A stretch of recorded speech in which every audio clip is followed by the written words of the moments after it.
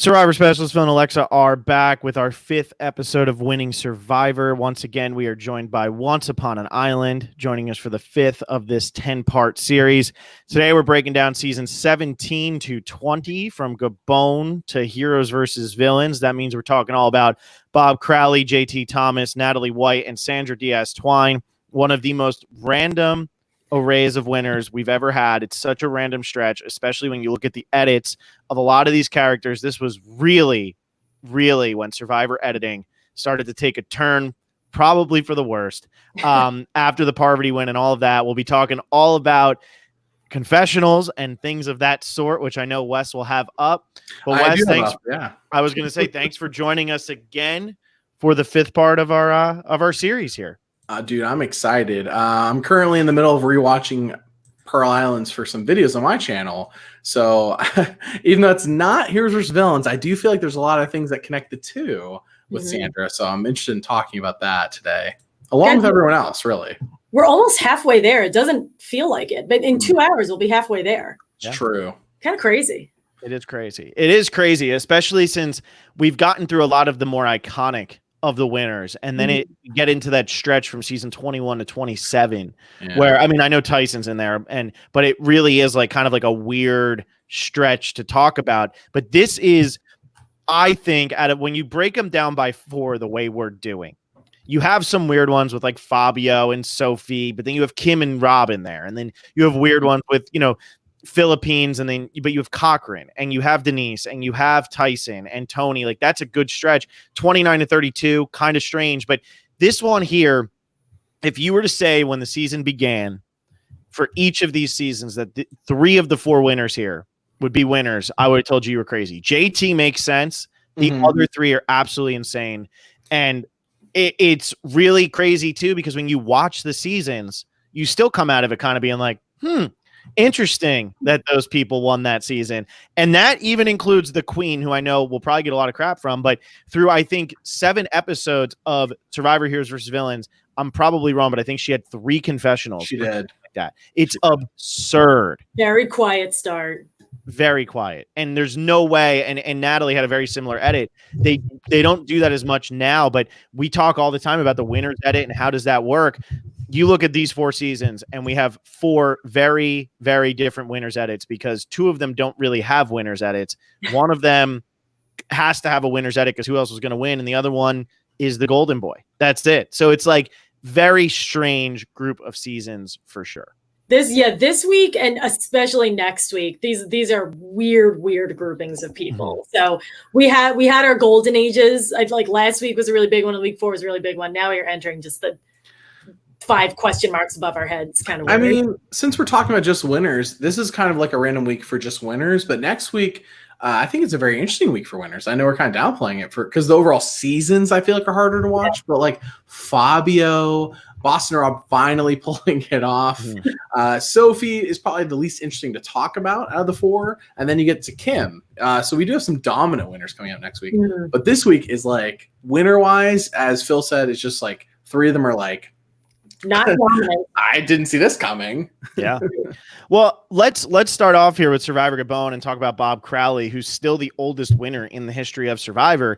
And what I find amazing about Bob is like how unpopular Bob is in the community. And he's always considered one of the worst winners of the show.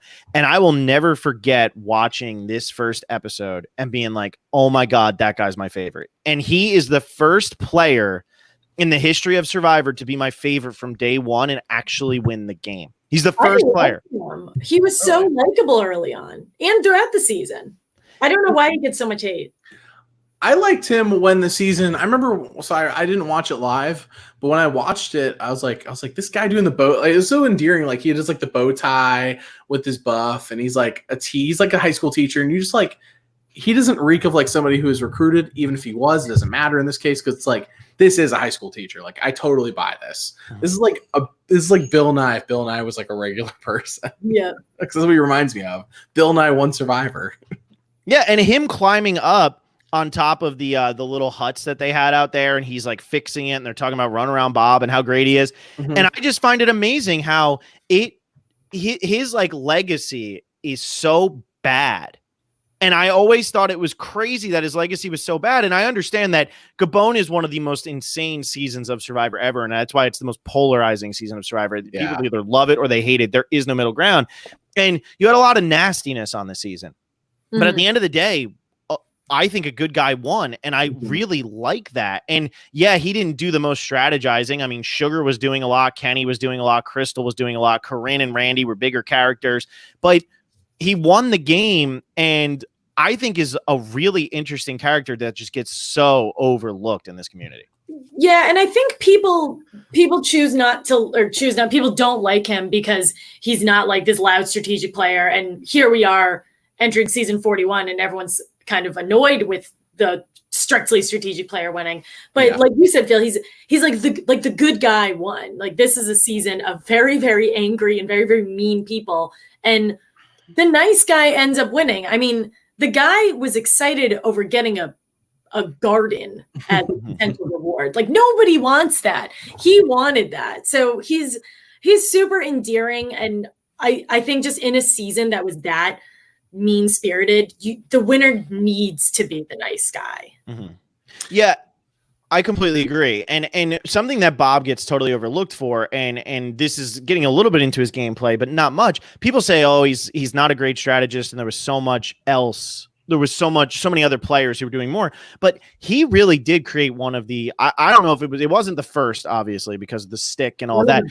One of the best hidden immunity idols ever. And he was the first person to really be like, I'm going to walk around camp and I'm just going to start picking things up and I'm going to make this incredibly realistic. Like, when you talk about Bob, nobody talks about him as a legitimate game changer. He changed the game in that aspect where you had to be concerned if an idol was real or fake. People will talk about Rick Devens now because he hid 2 fake idols on Julie and Lauren. But in reality, Bob really started this trend in a realistic way. We all knew that Ozzy's was bullshit because it was it was an effing stick. Yeah. It was an effing stick. But Bob's were real to the point, like, when Randy played that, Randy thought he was playing a real hidden immunity idol. And I think that's really thinking ahead. And I don't think Bob gets much credit in terms of the things that he was trying to accomplish, and it gets overlooked a lot because of the season he was on. And in reality, you have your 4th, your 5th place players who would probably be better representatives of the season in Maddie and Kenny, but that doesn't mean that they should have won the game. And go ahead. I think the runners up, 2 runners up for this season are so interesting because you think Susie, you don't think she's 1 vote away from winning, but she was 1 vote away from winning. She's like Clay Jordan. Like, I feel like we haven't had and I don't mean that. I don't mean she has like the attitude. I don't mean she's Clay Jordan in like personality, just in like the strategic gameplay and like, fact that she was 1 vote away from winning. But if she had won Survivor, like, I think Jeff Probst might actually quit, because I know there's a rumor like Jeff Probst like consider like, I don't know if I want to do this anymore after this season. But Susie, like, being 1 vote away is just like flabbergasting me. It's like Clay Jordan being 1 vote away from winning over Brian Heidig. It's like, I mean, in an alternate universe, I guess it's gonna happen. She was so close. And go ahead. Oh, I was gonna say, but then Sugar's your other one, and it's so crazy because, like, on paper, like, it's like, how did Sugar not win? You know, she didn't get a single vote the entire way. She wasn't like the goat being dragged to the end. If anything, it seemed like she was actually running the show from what we saw on the show. But in reality, everyone hated her. Apparently. Everyone, and we just didn't realize it. It reminds me a bit of Lil in that she was running the game, but nobody liked it. Nobody liked her, but I don't think her being like, I don't think the whole cast disliking either of them takes away from the fact that Sugar was running the game. Mm-hmm. Yeah, and that is really, it just came down to the fact of she had pissed off everybody on that jury. She was terrible at jury management. We're going to be talking about that a lot tonight, considering we're going to be talking about Russell versus Natalie White, and we're going to be talking about Sandra versus Russell and Parvati. Mm-hmm. But on this season, Sugar was just terrible at jury management. None of those people walked into that final tribal council saying, I'm going to vote for Sugar. And America couldn't believe it, because Sugar is on the Heroes tribe. You don't get to be on a Heroes tribe if every single player you're playing with hates you. And I know that they were all played up as villains, but they all hated her so much that nobody voted for her. She should have been a villain. She should have been a villain. Yeah. She should have been a villain. And like, I understand the perspective, because obviously Corinne is a villain and Randy is a villain, but so is Sugar. The hero on the season is Maddie, and that is it. Like, there's one hero on this season. And what worked out for Bob is Bob's early game alliance really saved him on the season, because Susie starts off on the Fang tribe or Fang tribe. I don't actually remember how you say it. I think it's Fang, but I also don't know. Yeah, and she starts off on that tribe who loses at the beginning, and so they have to start voting people out, whereas Bob is able to start on a tribe with Corinne and with Charlie and with Marcus, and then when they did the first swap, they all brought in Randy, and those are the people who vote for him to win. Everybody who was on the tribe with Susie at the start of the game votes for Susie to win at the end, except for Randy. And Randy probably regrets it because Bob hosed him so bad. Bob almost blew that. But it is interesting. Like, Susie also switched to the tribe with Corinne, Randy, Charlie, and Bob. And they all voted for Bob because they just did not like Susie. And that's what this season came down to. It was the lesser of evils. So I'm double checking, and Susie was on Fang, and then she switched to Coda. Sugar started on Coda and switched to Fang, and then they stayed on the swap tribes the rest of this until the merge. It's a little bit of an Aris situation, but somehow, like, everyone's just a little meaner and like, it's funny, but maybe a little less like me and my friends funny. It's kind of an Aris situation where sort of just like the most normal / kind of quiet person ends up taking it home. Yeah, absolutely. And if you think about it too, it's kind of what Terry did, except Bob actually wins the game. It's more of like the Danny Boatwright game, where his whole alliance was voted out. Because that's the other thing about Gabon, is like, it's such a crazy, wacky season, but the Minority Alliance takes control right at the merge, the actual merge after Marcus goes home. Yeah. And they vote out Charlie, Randy, Corinne, boom, boom, boom. And after that happens, though, Bob actually was in the process of that. Bob goes on a crazy immunity run. And that's why he's able to survive. But he is the last one standing from his alliance. So he still has that underdog type edit too, because he should have been the person voted out after Corinne. There's no way he should have lasted longer than that. Yeah, he wins 3 immunities in a row. And we almost forget that Bob only received 2 votes all game. It was at the very end when I believe, am I forgetting this wrong? Sugar voted with him. Sugar voted with him because that was the big thing. She was going to vote him out, and Maddie was going to win the game. Basically. And Sugar felt bad about it and said, no, Bob's like my dad. I'm going to vote with him, and they can make fire. My dad or my brother. My dad or my brother. That was the whole thing. That's what I was going to mention, is that there was a Final Four fire making here. Bob wins the season. And I'm going to double check real quick, but I believe, yes, he's the first to win a Final Four fire making and then win the game. So he blazed the trail for where today. In many ways. Yeah, absolutely. and I think he gets a lot of flack because he's on the wrong side of so many votes, which doesn't help. I mean, even when they did the switch tribe, whatever you want to call it, like when we thought there was going to be a merge and then there wasn't, and it's Bob and they vote out Marcus, he votes for Kenny, and Susie, Maddie, and Susie, Kenny, and Crystal all vote out Marcus. So Bob's on the wrong side of that vote. He's on the wrong side of the Charlie vote. He's on the wrong side of the Randy vote. He's on the wrong side of the Corinne vote. And then he gets the next 2 right, because I'm not going to count the Maddie one. But I think that's why he also gets his win gets lowered, is because he's on the wrong side of a lot of votes. And by the time he actually gets on the right side of votes, it's because he's winning immunity. But also he's 57 years old winning immunity when he needs it, when his back's against the wall. That's amazing. He also, and I guess we can either talk about this now or later, he has like his number 1 cheerleader at Final Tribal Council with him. And that I don't think that should really be, like, he didn't ask for that, but I think a lot of people give him crap for that because he didn't really have to try that hard. What's interesting, I think, to note as well is that, and I think this will come up again when we get to Ghost Island. I'm sure it's other seasons maybe, but I feel like Ghost Island, this one, have this unique thing where the jury, so in the jury, in terms of who votes for who, the first 4 jury members vote for Bob, but then the last 3 vote for Susie. It's not like back and forth. It's like a straight line. And it's not like based on their starting tribes, because it isn't like, one tribe votes for Bob, one tribe votes for Susie. It's just like, it almost makes you wonder if Susie's social game got better at the end, or what exactly happened? Because why does Susie get the last 3 but Bob gets the first 4? Well, because the last 3 were in her alliance. That's really what it came down to. And I actually think where people will knock Bob and say he voted on the wrong side of those first votes. He voted on the wrong side of the Marcus, Charlie, Randy, Corinne. It also showed loyalty to them when he knew that things weren't going to work out in his favor by voting that way. Like, they pretty much know every time after the Charlie vote, they know pretty much every time that it's Randy and that it's Corinne. And I actually think him staying loyal to them and him doing the whole like idol thing to curry favor and all of that stuff, I think that actually worked in his favor because he did not vote for Randy, despite the fact that he hoses Randy with the fake idol in such an iconic moment. He still sits there and votes for Susie. And because he votes for Susie, Randy has to sit there and be like, I hate you, Bob, but I like you more than I like Susie, so I'm going to vote for you to win.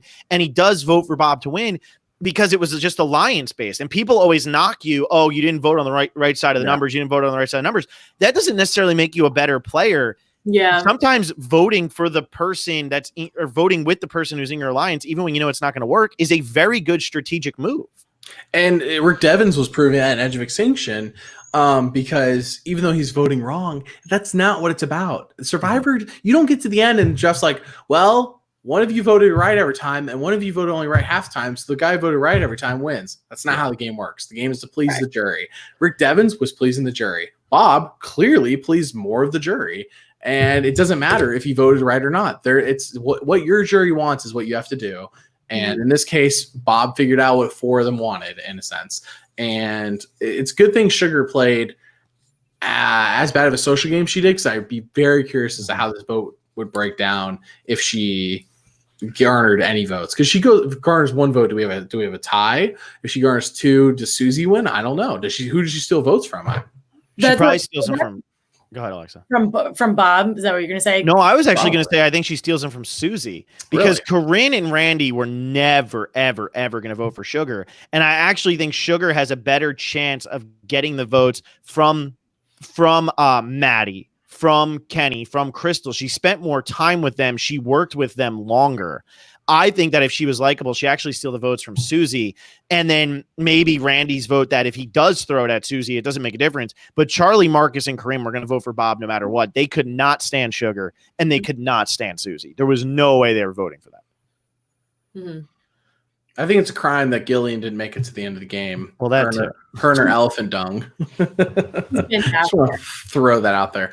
So a couple things. We did mention Bob made 2 fake idols. He was only eligible at 6 tribals due to immunity. And I know a lot of people will knock Michelle Fitzgerald for the same thing. But Michelle's not like the only one. I think I mentioned this before with another winner earlier, especially Tom Westman, who's only eligible at 3, I believe. Maybe it was 2. But Bob was only eligible at 6 tribals because he was on an immunity run. I don't like people knocking that. Like I understand knocking people for being on the wrong side of votes. Mm-hmm. I don't think it's fair to knock someone because they're either winning a lot of tribal immunities or because they're winning individual immunities. To me, that is a fundamental part of the game. And for whatever reason, people who do well in challenges and win the game do not get respected. But I don't think it's like, yes, he was only eligible to go home for 6 tribal councils, but is that a bad thing? Yeah, and that's another thing too. That's a part of the game, and I think that's just because we've evolved. Yeah, we've evolved into this strategy heavy. Yes, all of this insanity going on at all times. It must be the most chaotic. You must have to overcome all these obstacles, or you're not a good winner. Bob, part of the game is win immunity. I mean, if you think about the early seasons, the goal is win your challenge, stay in your lane. I mean, as Alexa would say, do your job. Like that is what it's all about. It's what it's all about. And if you're winning challenges, good for you. You're doing part of the game right.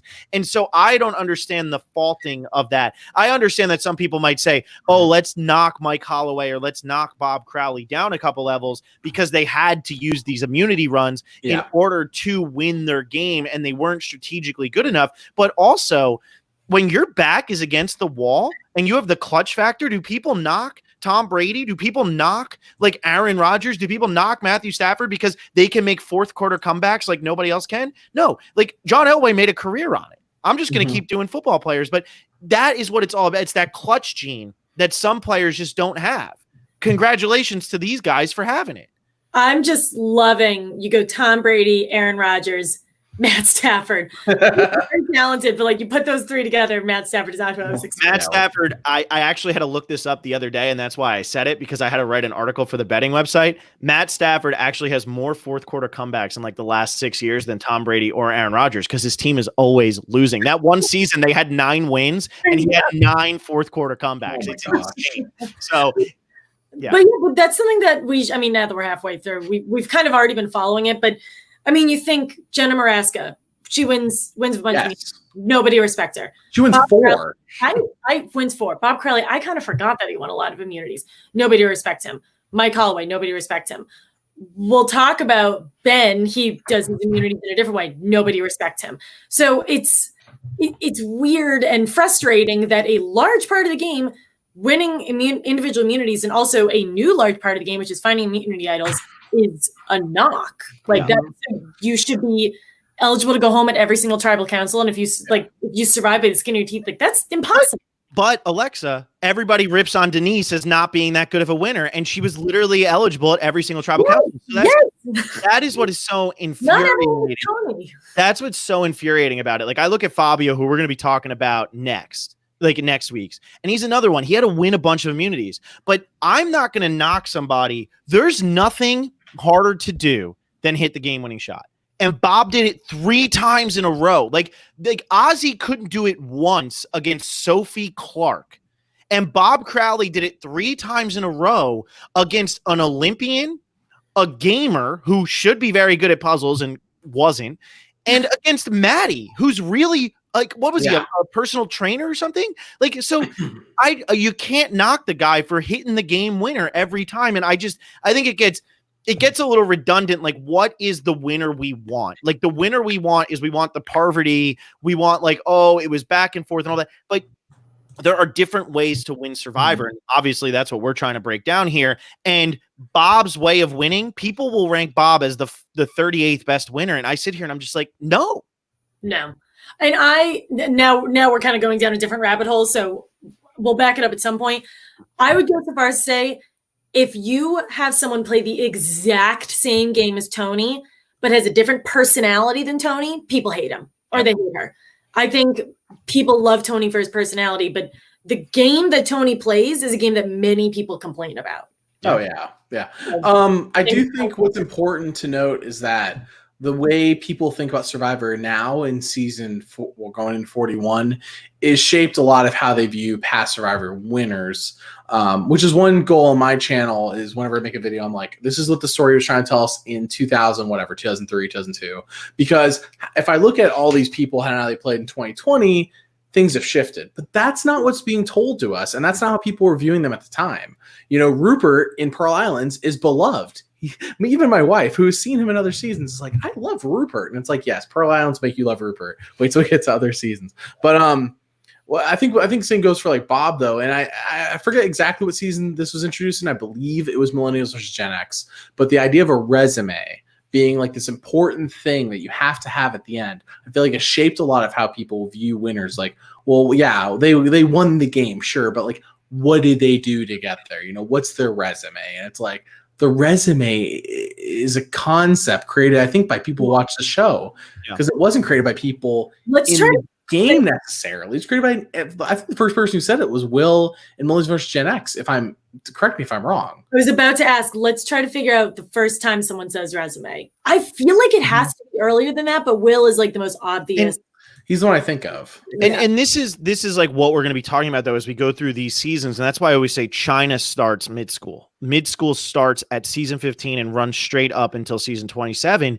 And the reason I say that is because now's when we're starting to see players win that wouldn't win nowadays.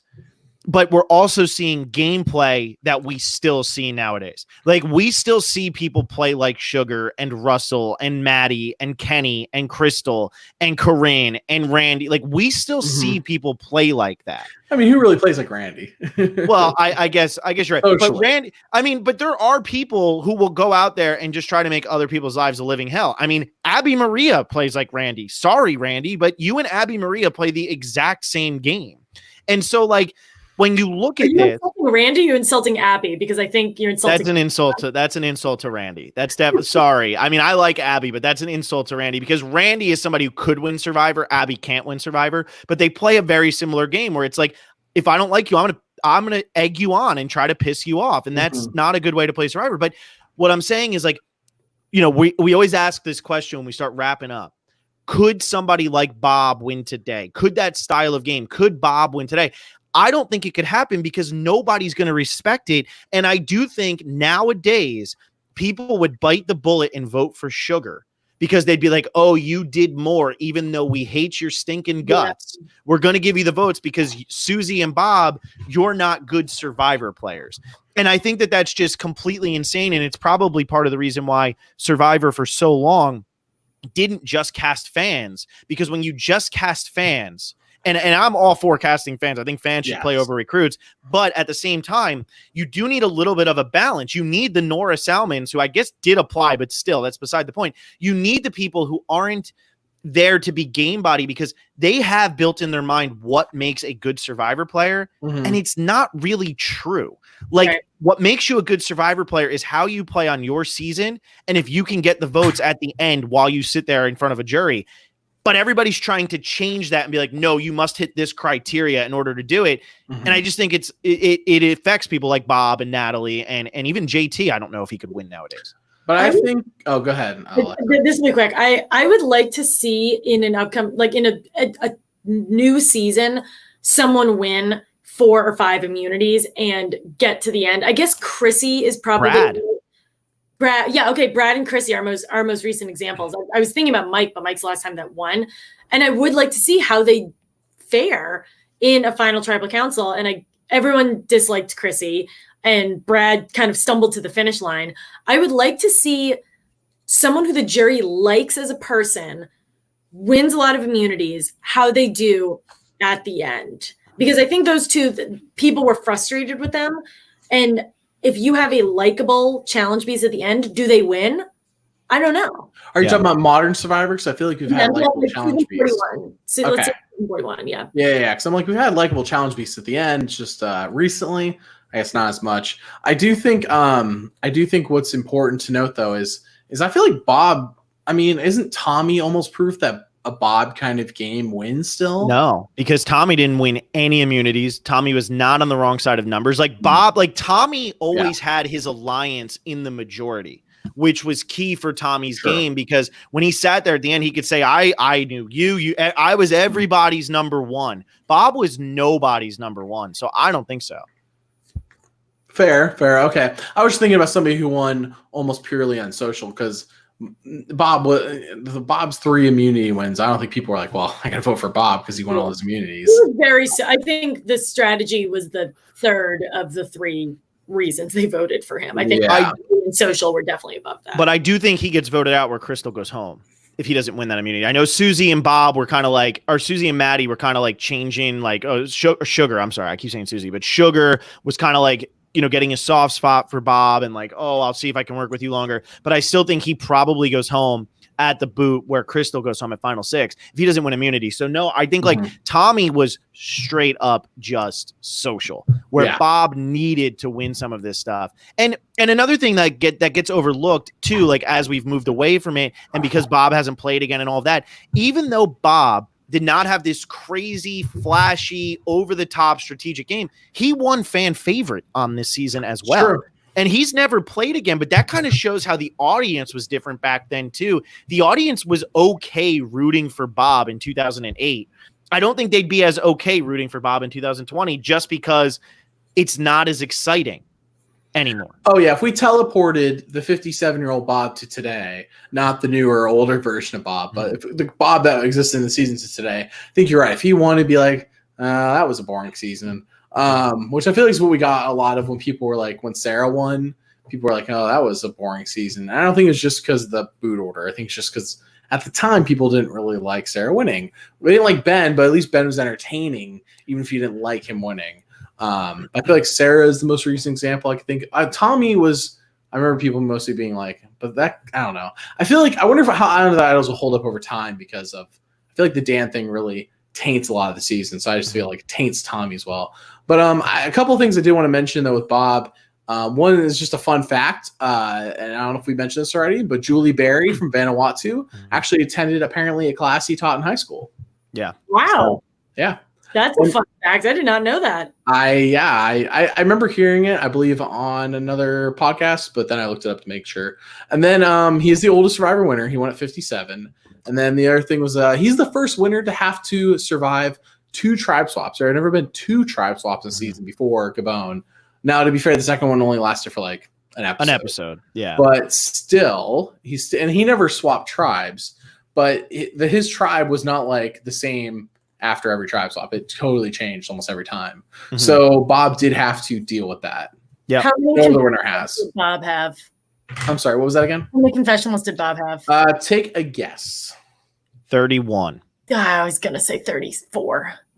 Well, you still can't say 34. Yeah, I'm going to say. Yeah, it was 31. Bob got 31. I memorized it. I remember that because I looked at that one time. Yeah. I remember that. He had 4 episodes of 0, which I feel like is very unique because like Parvati had 2 episodes of 0. Where you already mentioned how Sandra has like a bunch with 0. Oh, this is in that range though. Yeah. Like a winner, white guys. Nowadays, a winner would not go 4 episodes without a confessional. Michelle Fitzgerald didn't do it, no matter how much people want to rip on her. Adam didn't do it. Sarah didn't do it. Ben didn't do it. Any of these new winners, Wendell and Chris Underwood did, but he wasn't even in half the season. So like to have 4 episodes with 0 and then be the 3rd least episodes with 0 of any of the winners in this span shows what was going on in this span of Survivor. I mean, Bob only had 31. Susie had 25. And Sugar was basically the narrator of the season. She had 51. She had the most. That sounds right. And she was averaging the most even if she didn't make it to the last episode. So she would have had the most, I think, anyways. Yeah, and that's a season 2. There was a lot going on where there probably weren't as many confessionals. This was our first cast, I think, they had 20, right? Did they have 20? 1, 2, 3, 4, 5, They 6, had 18. 7. Okay, it was 18, but surprising because they had more They had like 30 more confessionals than Micronesia, which had 2 more people. But another thing to keep in mind here too is that this did also have 2 episodes before the finale where 2 people were voted out. The premiere it was a 2-hour 2 episode. It was 2 hour. Yeah, it was 2 hour, and then there was also the episode where Ace and Dan went home, and that was a 1 hour. So there was less confessionals to go around in this season, and you did have a lot of loud. I mean, honestly, I always think that Survivor Gabon, and I know it's hated by a lot of people more often than it's loved, but I love Gabon. I think it's a top 10 season, hands down. And what I always think is fascinating about it is like this cast, no matter how much you hate it, is one of the most memorable casts in the history of Survivor. And I think that's also kind of what hurts Bob's legacy. Is that it's the season of Randy, Corinne, Sugar, Kenny, Crystal, Ace, even. I mean, it's crazy. And then there's Bob. And I think that's what hurts Bob. Well, this season that Jeff lost the votes. Mm-hmm. That was this season, right? Jeff, I forget what, like a year ago. Yeah, it was before the finale vote. Yeah, Jeff did an interview with Dalton Ross, and everyone lost the votes. They couldn't find it. And they were I think they were tracing the votes onto new parchment paper. It was crazy. I don't know. Wow. The winner of Survivor Gabon is La La Land. There you go. Well, thankfully they recorded it. Could you imagine? They're like, oh, I think Randy voted for That would be amazing. But yeah, so what about you? Before we move on to JT, what do you guys think? Could a player like Bob win? I know we've kind of pretty much covered it, but official answer. I think a player like Bob can win, but he would really have to utilize the ghost strategy. He'd really have to go to the end with people who are just disliked and disrespected by the jury. Because if he sits against anybody with a resume in season 41, I don't think he wins. Mm-hmm. But I mean, to be fair though, he was liked. I don't remember anybody being like, I hate Bob. So he had that part going for him that I remember at least. Mm-hmm. Yeah. What was that? I was just going to say, do you think he can win? Mm-hmm. I don't think he can win again. Mm-hmm. I don't think so. I think it's a slim chance. This season does have the most confessionals since Guatemala, by the way. Interesting. Yeah, they were really like on a stretch here of like not giving as many confessionals, despite this season having only 12 episodes. This is also a season that I don't know how much this really affects it, but First season in HD. Yes, that's true. First season in Africa since Africa, and like only other season in Africa. Mm-hmm. The elephant scene is like the craziest, coolest scene. So it's a really, really different environment, and I think that adds to Confessionals. I think this season of Tocantins, like, oh my gosh, like I rewatched for a video for the Patreon for Tocantins. I'm like rewatching the episodes. I'm like, oh my, just like a breath of fresh air looking at the scenery versus even Samoa and Here's Your Villains, like kind of feels like Fiji, but not Tocantins and not Gabon. It feels very fresh. Yeah. Well, let's jump over to Tocantins and let's talk all about JT Thomas. And this is essentially going to be me defending JT's legacy, which has gone to absolute shit since one of the most perfect games ever played in the history of Survivor. A perfect game, but I'm just saying, like, in terms of like legacy, liked by the community. I never loved JT his first time. I always thought he was boring, but everybody else always told me I was wrong. And I actually think he got more interesting as he went on. But somebody whose legacy has just been absolutely tarnished because of the Russell incident, because of what happens with Sandra in Game Changers. However, I don't think he deserves the flack he gets. And this first game is one of the most impressive performances of any Survivor. And it is the, they go into that merge down 6-3, and him, Steven, and Taj are able to really just run through that Timbira mess and make it work. And then he sweeps 7-0 against arguably the best second place finisher in Survivor history, or was probably until Dom came along or whatever. But I think this stretch from Sugar and Susie all the way to Parvati and Russell is like one of, if not the most interesting stretch of runner-ups to like talk about. Because like in other circumstances, these people could have won the game. It's not like we're seeing a thing with a bunch of goats. Like Steven is not a goat. I know he gets 0 votes. He's not a goat. Mm-hmm. But yeah, he's the first person to lose in a clean sweep like this. Yeah, and when you have, except for I guess Earl did win. Mm-hmm. There's like, I understand maybe not criticisms, but conversations when you have someone like Tyson who's lost, or like lost, and then he won. Like players who have lost before and then they return and win. JT wins and then loses. Mm-hmm. To me, and I think the reason why a lot of people love JT is because he plays to win, and he did that his first go round. He didn't play very aggressively. Phil, when you said he's boring, when you said you thought he was boring, he was like good old country boy. There wasn't a ton of strategy that we saw. That was all Steven. And to me, the one scene that cements why JT won is, I'm forgetting who's in it, so this really is going to lose its value. I might remember. This is one of my favorite seasons. People, and they're like, oh man, if I couldn't win, I sure hope JT does. Like, no one would ever do that ever. That was Brandon. Brandon's amazing on this season. Ever say that? He goes on a reward with JT, and you would think the man fell in love or something. He comes back, he's like, Sierra, if I don't go to the end, I want JT there. And Sierra's like, yeah, sure, whatever. I don't. And then he's talking with Taj, or Steven's talking with Taj, and it's like constant. It's just like constant. Everyone's like, oh, I love JT. Coach is like, I trust JT. From the moment I met him, I love him. Like everyone just loves JT. I looked into his eyes. That's the thing. And that's why, again, Alexa, what you said is 100% right. Because we talked about, this was the first season we did was Game Changers, you and I together. And JT's boot in that season, he gets booted with an idol. The season before that, in Heroes vs. Villains, he gets, he gives the piece of paper to Russell, and Russell blows up. And here we are as the audience, like, ooh, what an idiot move. Oh, Jeff Probst's going to call it the dumbest move ever. It's like, yeah, because JT had all the information. He had all the information. Like Eric Reichenbach had all the information of, if I give up immunity, I'm going to be voted out. Like that is a given. But like JT is trying to win the game. And that is the most fascinating thing about JT is, and that's why he made the merge twice, won the game once, made the merge, and then gets voted out so early, is because he does not want to get second place. Like to him, it would be a waste of time to go out there and play the game and play conservatively and do what Troyzan did in Survivor Game Changers, the same season he was on, and just get third place and get 0 votes and be like, I tried my best. No, he wants to go out there and he wants to win. He doesn't play that idol in Game Changers because he's saying to himself, if I get through this vote, I am golden if I don't play this idol. And he didn't think he needed to. So I think his legacy has been tarnished, but then Wesley or Alexa, it goes back to what you were just saying there. When Brendan is talking about JT and like, if I can't win, I want it to be him. Like, that's how good JT's social game was. Also, probably what made him not super interesting, especially since everybody else on Tocantins is insane. Yes. Literally a bunch of psychos on the season. That doesn't help JT, but it still does not. Like, his win is incredible. Yes. And if he doesn't play heroes versus villains, he probably is considered the best winner in Survivor history.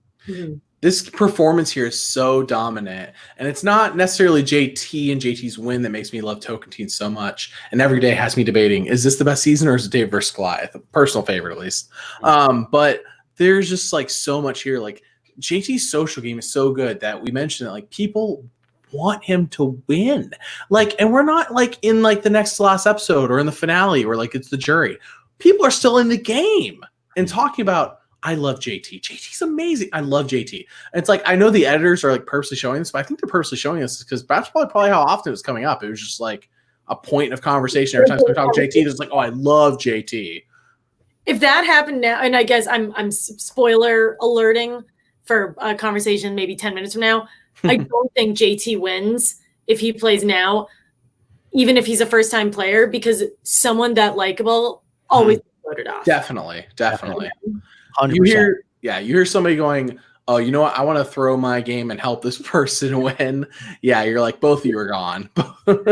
Absolutely. And that is what Adam Klein talks about all the time, managing your threat level. JT didn't do that, but he also played with just the weirdest group of people. Like, and I say that with love because I love Tocantins and like I love this cast, but like Coach is a weird guy.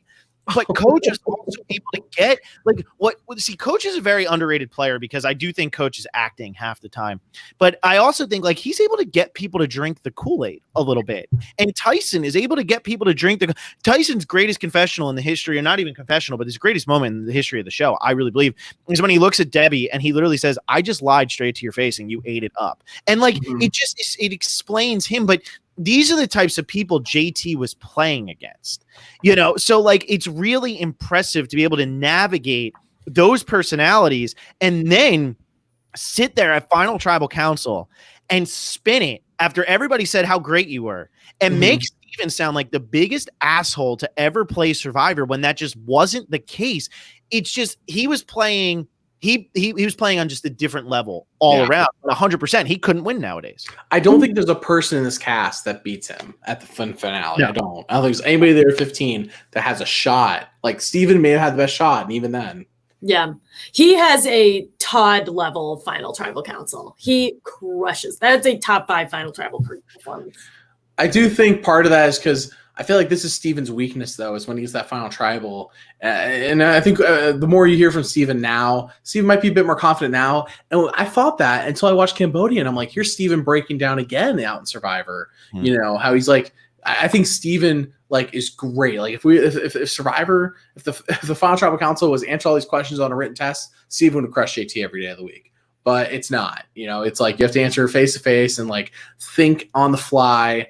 And I feel like Steven really got overwhelmed here. And you could see it throughout the season. Like I don't know, Steven, by the way, this season makes a lot of weird faces. Funny faces. But I just like noticed that in the background, you'll see Steven, he'll go like, and I'm like, what are you doing?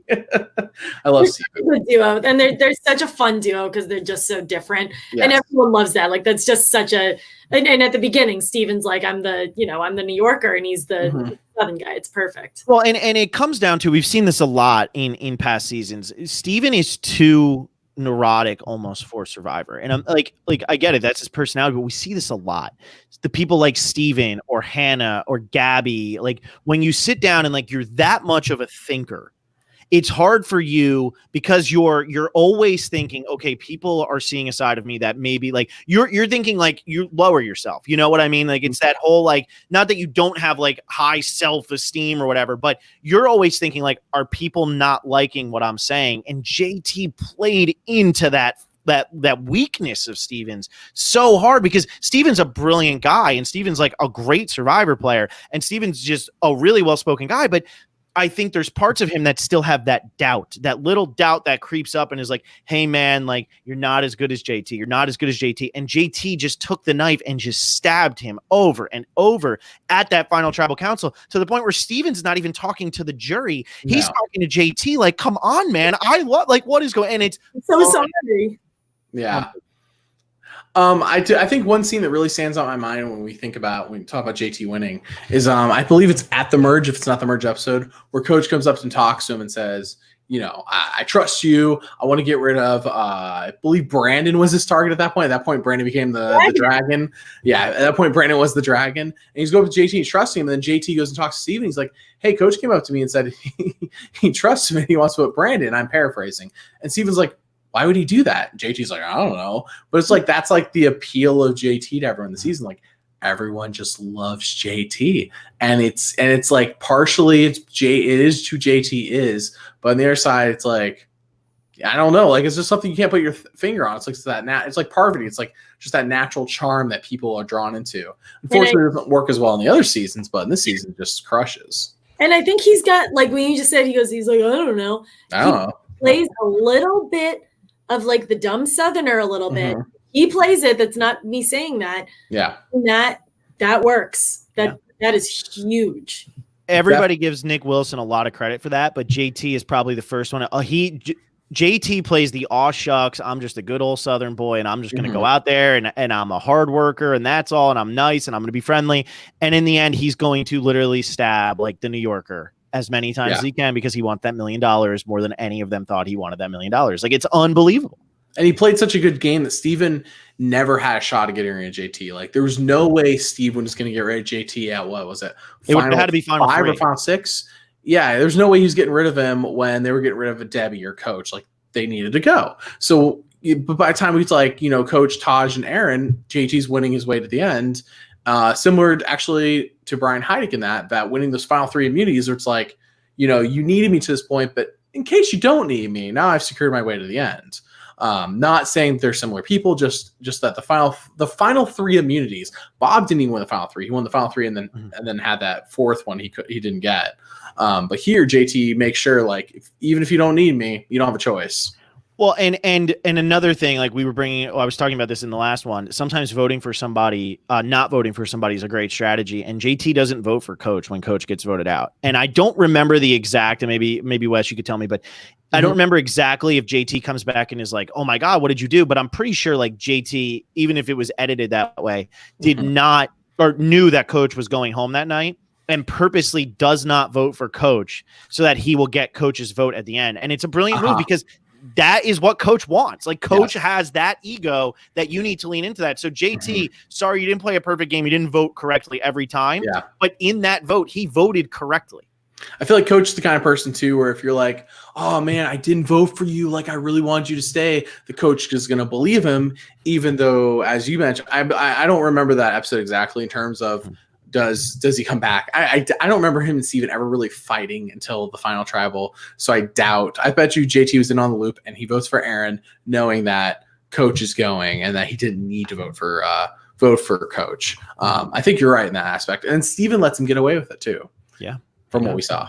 He does. And so now I'm looking at this too, and we see Steven and JT, they really are the ones who go back and forth, and Steven's the one who kind of takes a lot of the blame, even though he was strategizing a lot. And we get down to the final 4. Taj is an incredibly underrated player of Survivor. Like she tried to do the whole like the co-alliance for Exile Alliance, whatever you want to call it. She tried. That would have been so cool. It would have been so epic, and she's the one who's trying to pull that off. So really, you had 2 really great strategists, and then just a really good physical threat. But we see JT and Steven vote out Taj at final 4 instead of voting out Aaron.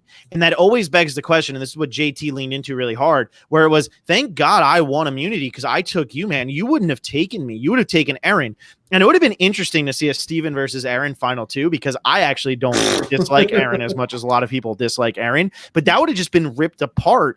And it was a great move for JT to be like, yo, like I had won immunity. We could have voted out Aaron, but you wanted to vote out Taj. So we voted out Taj. Now I'm thinking you would have voted me out if you would have won immunity. Good thing I won it because I keep my word.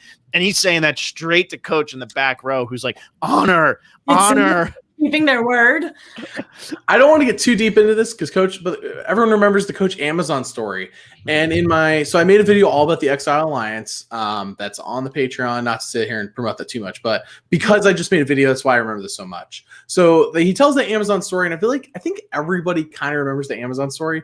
But I feel like what gets forgotten for the most part is when we get to Tribal Council and Jeff's asking about the Amazon story, and Coach well, actually that was the PG-13 version, and he mentions how the Amazonian people licked his butthole.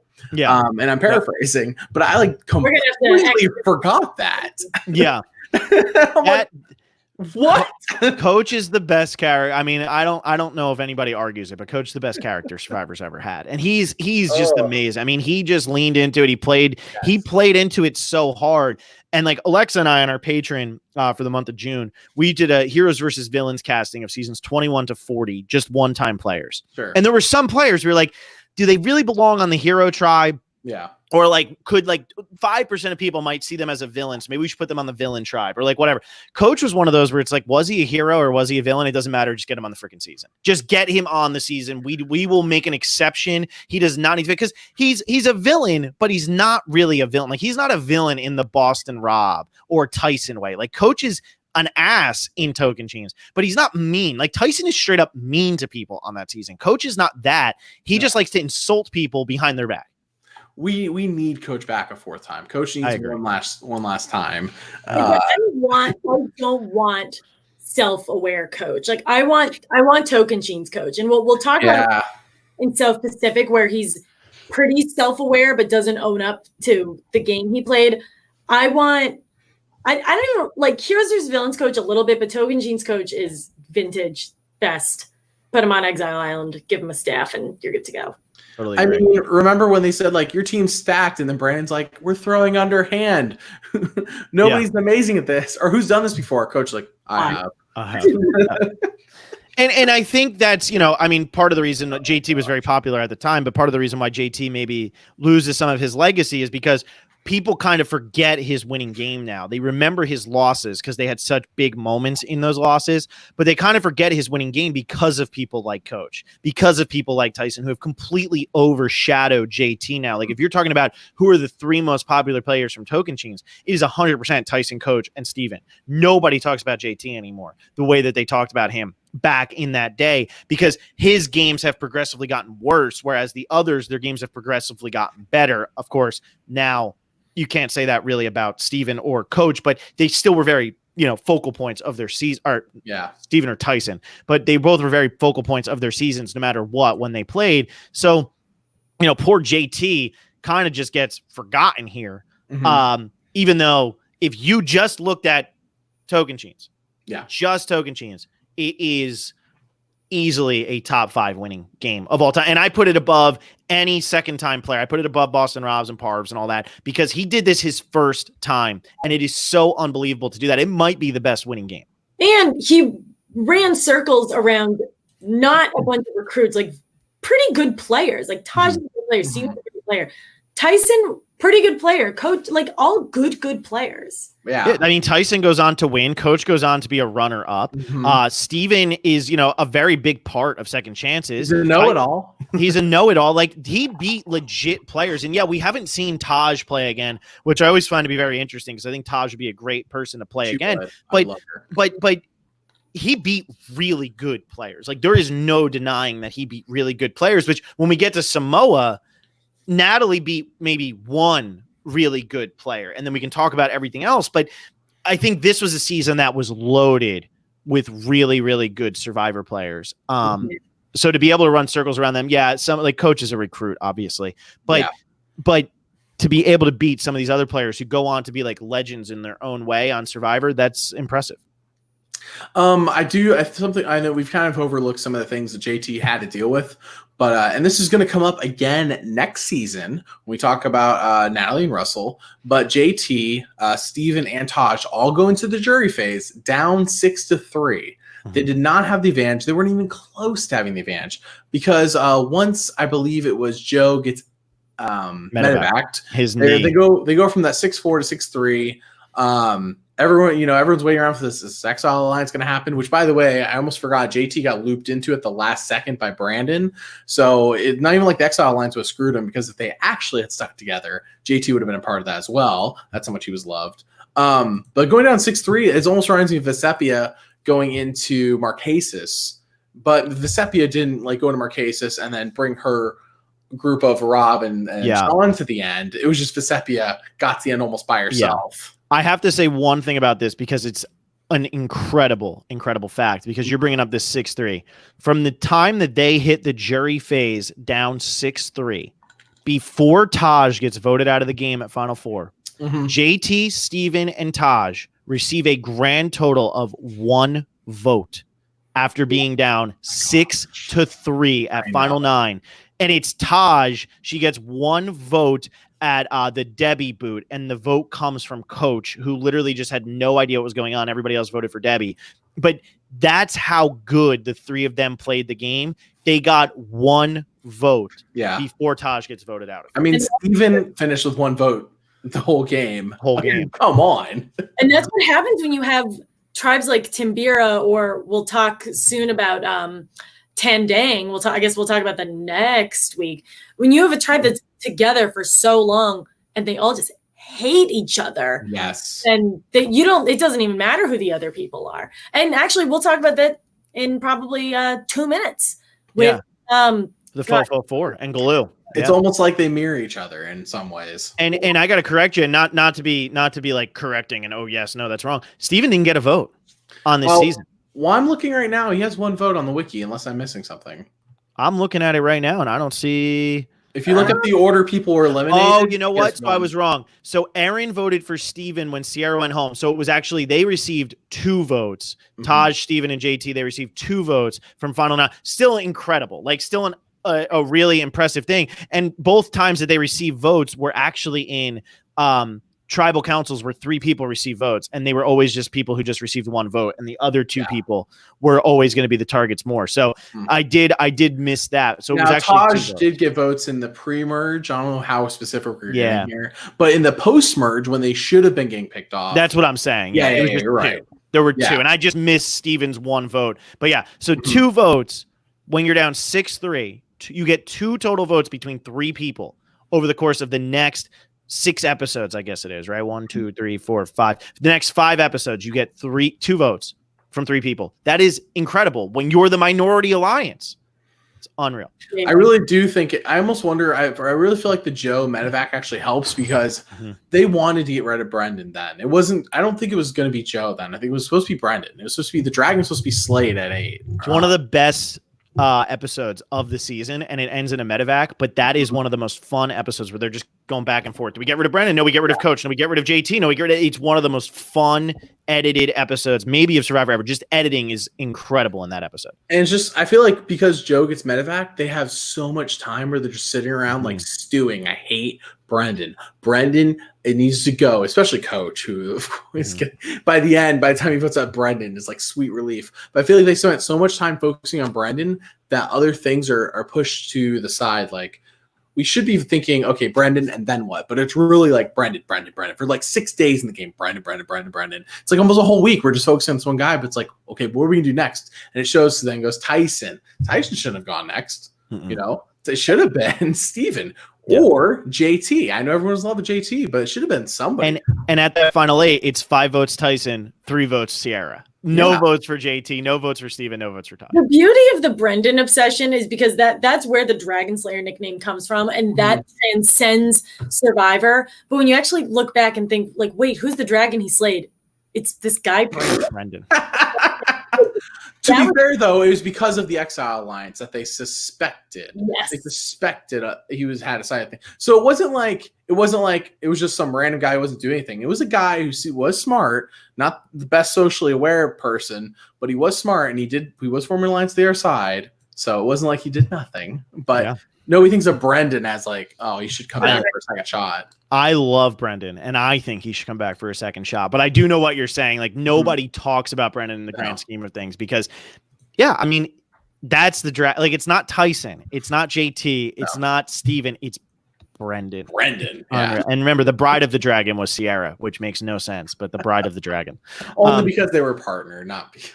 Yeah, but all right. So how many confessionals did JT have? Alexa, you can take a stab at it first. Last time I nailed it on the number. I feel like I guess Steven as well while we're at it. I think Steven had more than JT. Mm-hmm. I'm going to say JT had 36 and Steven had 40. I'm going to say 56 for JT and 62 for Steven. So I'm going to throw out a fun one here. Coach had 58. He had the third most. Second most of the season was 61 with Steven. Oh, I said 62. First was 71 with JT. Oh, wow. JT had 2 episodes where he had double-digit immune. Expected him to get overshadowed.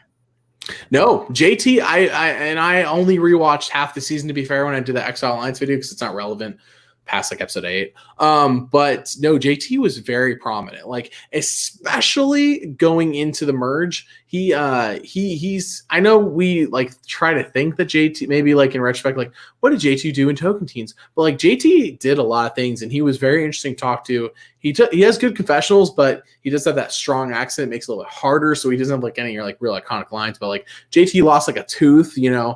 JT did a lot of things this season, he's almost like he's not the most prominent character, but he is a major character. He's not some like boring guy who just got to the end and dominated. So. I thought Steven would have had more confessionals, but I'm glad I was off by one on Stevens and that I did have JT higher. I mean, Alexa's down here at 36 and 40. Come on, they're not Parvati. They're actually good players. I thought you'd have Tyson and Coach completely dominated. Tyson actually doesn't have that many in any of his seasons until Blood versus Water. Yeah. So we were talking about Courtney from last season. I'm pretty sure Tyson versus Villains. Ridiculous. If you look at Tyson's from his 2 seasons prior to Blood versus Water, I think he might have only had maybe 30, 31, 32 confessionals. It's not much, which is really shocking because he's so snippy. Mm-hmm. He has Tyson has 22 in Tocantins, and Heroes vs. Villains he has 6. Yeah, so 28 2 seasons, and then he comes back like the third time as one of the fan favorites and wins the game. Where's Courtney Yates' third chance? All right, let's move on. Since we were just talking about a very prominent winner, let's talk about the most prominent winner in the history of the show. Wait! You didn't touch on could JT win again? Like. I don't mean JT himself. I mean, if somebody was to basically just beat JT incarnate in 41. No way. Too likable. Way too likable. Way too much of a target. I think I agree. I think they would really have to lower their target, but then they wouldn't be JT. So, and I know, Phil, you talked about a lot about this, so I won't spend too much time on it. I feel like JT's letter in Heroes vs. Villains, as you said, is very similar to Eric's immunity, is giving away his necklace. It's not this dumb move when your only information is what you know on the Heroes tribe. Like, writing that letter. JT is like a home run here. He goes up to bat. He ain't hitting a single. He's going there to win the game, or he's going swing. He's striking out because that's how JT plays. He goes in to win it all. He goes to strike out. He's not there to play safe. So when he writes that letter, it's like if we hadn't watched Samoa, or which he hadn't because it hadn't aired. And if you don't know Russell, like all you're seeing is the guys are getting picked off on the other side, and you're like, well, here's this guy I don't know, which should be a red flag, of course. But, like, if we can loop him into our side, we could run the rest of this game when the tribes flip or when the tribes merge. So it's not this dumb move. It's just, but some of the way he wrote the letter was just so hilarious. Like, okay, when Jeff says this, that's when you have to play the idol. Stuff like that. It's like, yeah, there's a love note. And I think like that's what hurts him. And now let's talk about Samoa, because Alexa and I, and this is to date this podcast, which we always said we weren't going to do, but to date this podcast, we just did an interview with Russell. And the thing is, like, when you first get Russell, I know he was like running around looking for idols and things like that. I know he admits he said stuff on Samoa that he wishes he didn't say, but at first you don't think like I really like Russell, and talking to Russell on the phone, talking to Russell in person, like Alexa and I, like we both really like him. Nice guy. Like, nice guy. And I think a lot of what he was doing early in the season was playing it to the cameras. And then once he was down and desperate, he started bullying the other tribe. So I think that's something that happened. Now they get out there for Heroes versus Villains. They know he's on the Villains tribe, but so is Coach. So is Tyson. So is Randy. Yeah. Like, they're all obnoxious, but like, they're not bad people, And I think so when you talk to Russell and you hear what's going on and you see all the men getting voted off, was just happened to be how it went. You see all the men getting voted off, and Russell says, I'm hurting, guys. I need help. You don't know that he's not a villain like every other villain on that tribe, that he is actually a villain. Yeah. You know, and so not just a villain in name, like Suri is just a hero in name, really. yeah, exactly. Like Russell is legitimately a villain. And so that goes into Samoa here, where I know you're very excited to talk about this season. Here's what I think Natalie White did to win the game. She aligned with Russell. Let's hear it, Wes. Oh, no, I mean, I'm not going to disagree with you. Oh, I can. Or she aligned with Russell and was nicer than him. Yeah.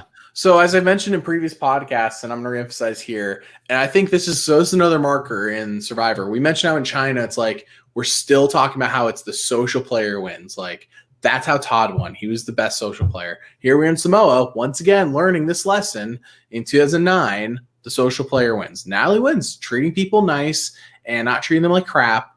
And this is the most extreme example is how you win this game. Like just being friends with people, making them want to give you $1 million, because just because you have the best resume doesn't mean you win Survivor, because Survivor's not about building a resume. It's about pleasing the jury. If the jury wants you to build a resume, then you need to do that. But if that's not what your jury wants, it doesn't matter. And what Natalie successfully did here, I think what she did best was, a lot of people, what they do best is get to the end. What Natalie did best here was please the jury, because how she got to the end is why people view Natalie so low, is because, well, Russell did all the work. Russell did this. Russell did that. Russell got Natalie the end. And it's really hard to argue that Russell didn't do a lot of the work that got Natalie to the end, because we see so little of Natalie. It's like, I don't even know what Natalie was thinking most of the time. Her confessional count, where is she? How many confessionals she have by the merge? 20. She had 4 confessionals going into the merge. Like, come on. And she ends with 18 on the season? 15. Out of 388, Russell had 108, which is 28% of the confessional. So it's just so hard to tell, like, what was Natalie thinking? There are more Survivor seasons than Natalie spoke. Yeah. Yeah. No, and so what bothers me about this, and this is not a knock on Natalie White. This is a knock 1,000,000% on the editors. And then we see it again in Heroes versus Villains. And I'm a big Sandra fan. There's like, how could you not be if you're doing a Survivor podcast? Yeah. You're not if you're Russell. But you have, like, I'm a huge Sandra fan. But if you're not going to tell me the story of how this person won, I do not care. And in the pre-merge of Heroes versus Villains, we don't really get the story of why Sandra's winning. Now it picks up, but with Natalie White, hers never picks up. So for me to sit here and watch an entire season, and then, even though he's evil, watch Luke Skywalker get stabbed and killed at the end by Darth Vader. And I know that this is a bad analogy, considering why is, like, Russell should be Darth Vader and she should be whatever, but he is a viewpoint for the season. Yes. He is our protagonist. He is our better example. He is our Walter White. He is our Walter White. And Natalie is not Jesse. Natalie isn't Gus. Natalie isn't Mike Ehrmantraut. Natalie is not Anna Gunn, and I can't remember her name. Natalie is literally like one of the characters who's in the first episode. She's the guy with the weird voice who's one of the drug dealers who gets like arrested in like the 4th episode. And he just has a weird voice. That's his trait. That is literally Natalie White. And so it's just really hard as a viewer to sit down and watch that and watch Russell get so much screen time, watch him do everything. They could have easily given Natalie White 15 more confessionals, double her confessional count, give her 30, which is still an incredibly low number. And Natalie White's win makes sense. And they gave us nothing. I will say that my wife, she already knew Russell never won, just through osmosis of being a Survivor fan, but she had never watched Samoa previous, I think, till like 6 months ago. Don't quote me on timeline, but it was around that time. So we watched Samoa, and I'm like, okay, so Russell doesn't win. I'm like, this is a fascinating case study. Watch a season of, first off, how to lose Survivor despite looking like the best player, but also like, she didn't know that Natalie White was the winner. So like, who do you think the winner is? So we weren't even out of the pre-merge. And she figured out it was Natalie, because she knew, okay, if Russell doesn't win, who's the winner? So she's like looking, and my wife's not like looking for winners edits. She's just like looking at like who is set up here to win. If Russell doesn't win, who wins? She figured out it was Natalie with 4 confessionals in the pre-merge. So it's almost like if you know Russell doesn't win and you just watch Natalie, like you can see it. It's just that the editors didn't show us enough. And this is another season, and this is, you know, going back to like how impressive what the 404 did. And so this gives credit to Natalie and to Mick and to Jason, who, by the way, Mick I could do without. Jason, though, very underrated. I really like Jason. Really think that he got a raw deal because he was aligned with Russell. Yeah. And he didn't make it to the end, the forgotten member of the 404. But this is another season. If you look at Natalie and you look at Russell, Alexa, I'll ask you because I know that Wes has Survivor Wiki open. How many immunities do you think the two of them won combined on this season? And I'm talking pre-merge, and I'm talking post-merge. How many immunities did they win? Both Natalie and Russell together? Yeah, combined. So you're talking about tribal immunities and individuals, right? And individual. Okay. I already knew the answer without the wiki, but yeah. Okay. I can't. How many? 4. It was less. So they won 1 individual immunity challenge, or one, I'm sorry, tribe challenge. It was just the one where Yasmin gets voted out. And then obviously Russell ends up having to be medevac. Good Russell, as he was called on this season. Russell, crazy name. But he gets voted out or gets medevac. So that doesn't count as a immunity. And then Russell only wins the final 4 challenge, which is one of the most impressive challenge performances in Survivor history. And we'll talk about that in a second. But that's the only one. Natalie White does not win a single immunity challenge. And the two of them, Jason and Mick, overcome an 8-4 disadvantage at the merge and are able to pull it off. It's so impressive because they didn't do it. And this is why people like always like, you know, the big Russell stands love that, is because he played the game that we now want to see win. He didn't need the immunities. He played the idols instead. He never had the numbers. He had to make the comeback. Like, people want the chaos now. They don't want the comfort, which is Australia and Africa and things like they want the chaos. This is so chaotic. And for them to be able to pull off what they did, it's so impressive. But I always look at this. Russell Hantz versus Brett at the end of this game. Brett is another one. What did he have? 12 confessionals? And they were all in the last 3 episodes. Oh, let me double check. Well, he's not Mike Tyson. Get that right. He's Brett. Yeah. He has 29, and every episode he has 1 confessional, and he has the first confessional of the double. season. That's insane. All right, double Natalie and the first confessional, and every episode he has at least 1. Well, that's insane because I did not realize that Brett had that. But what I was going to say is, my bad. I was looking at Mick.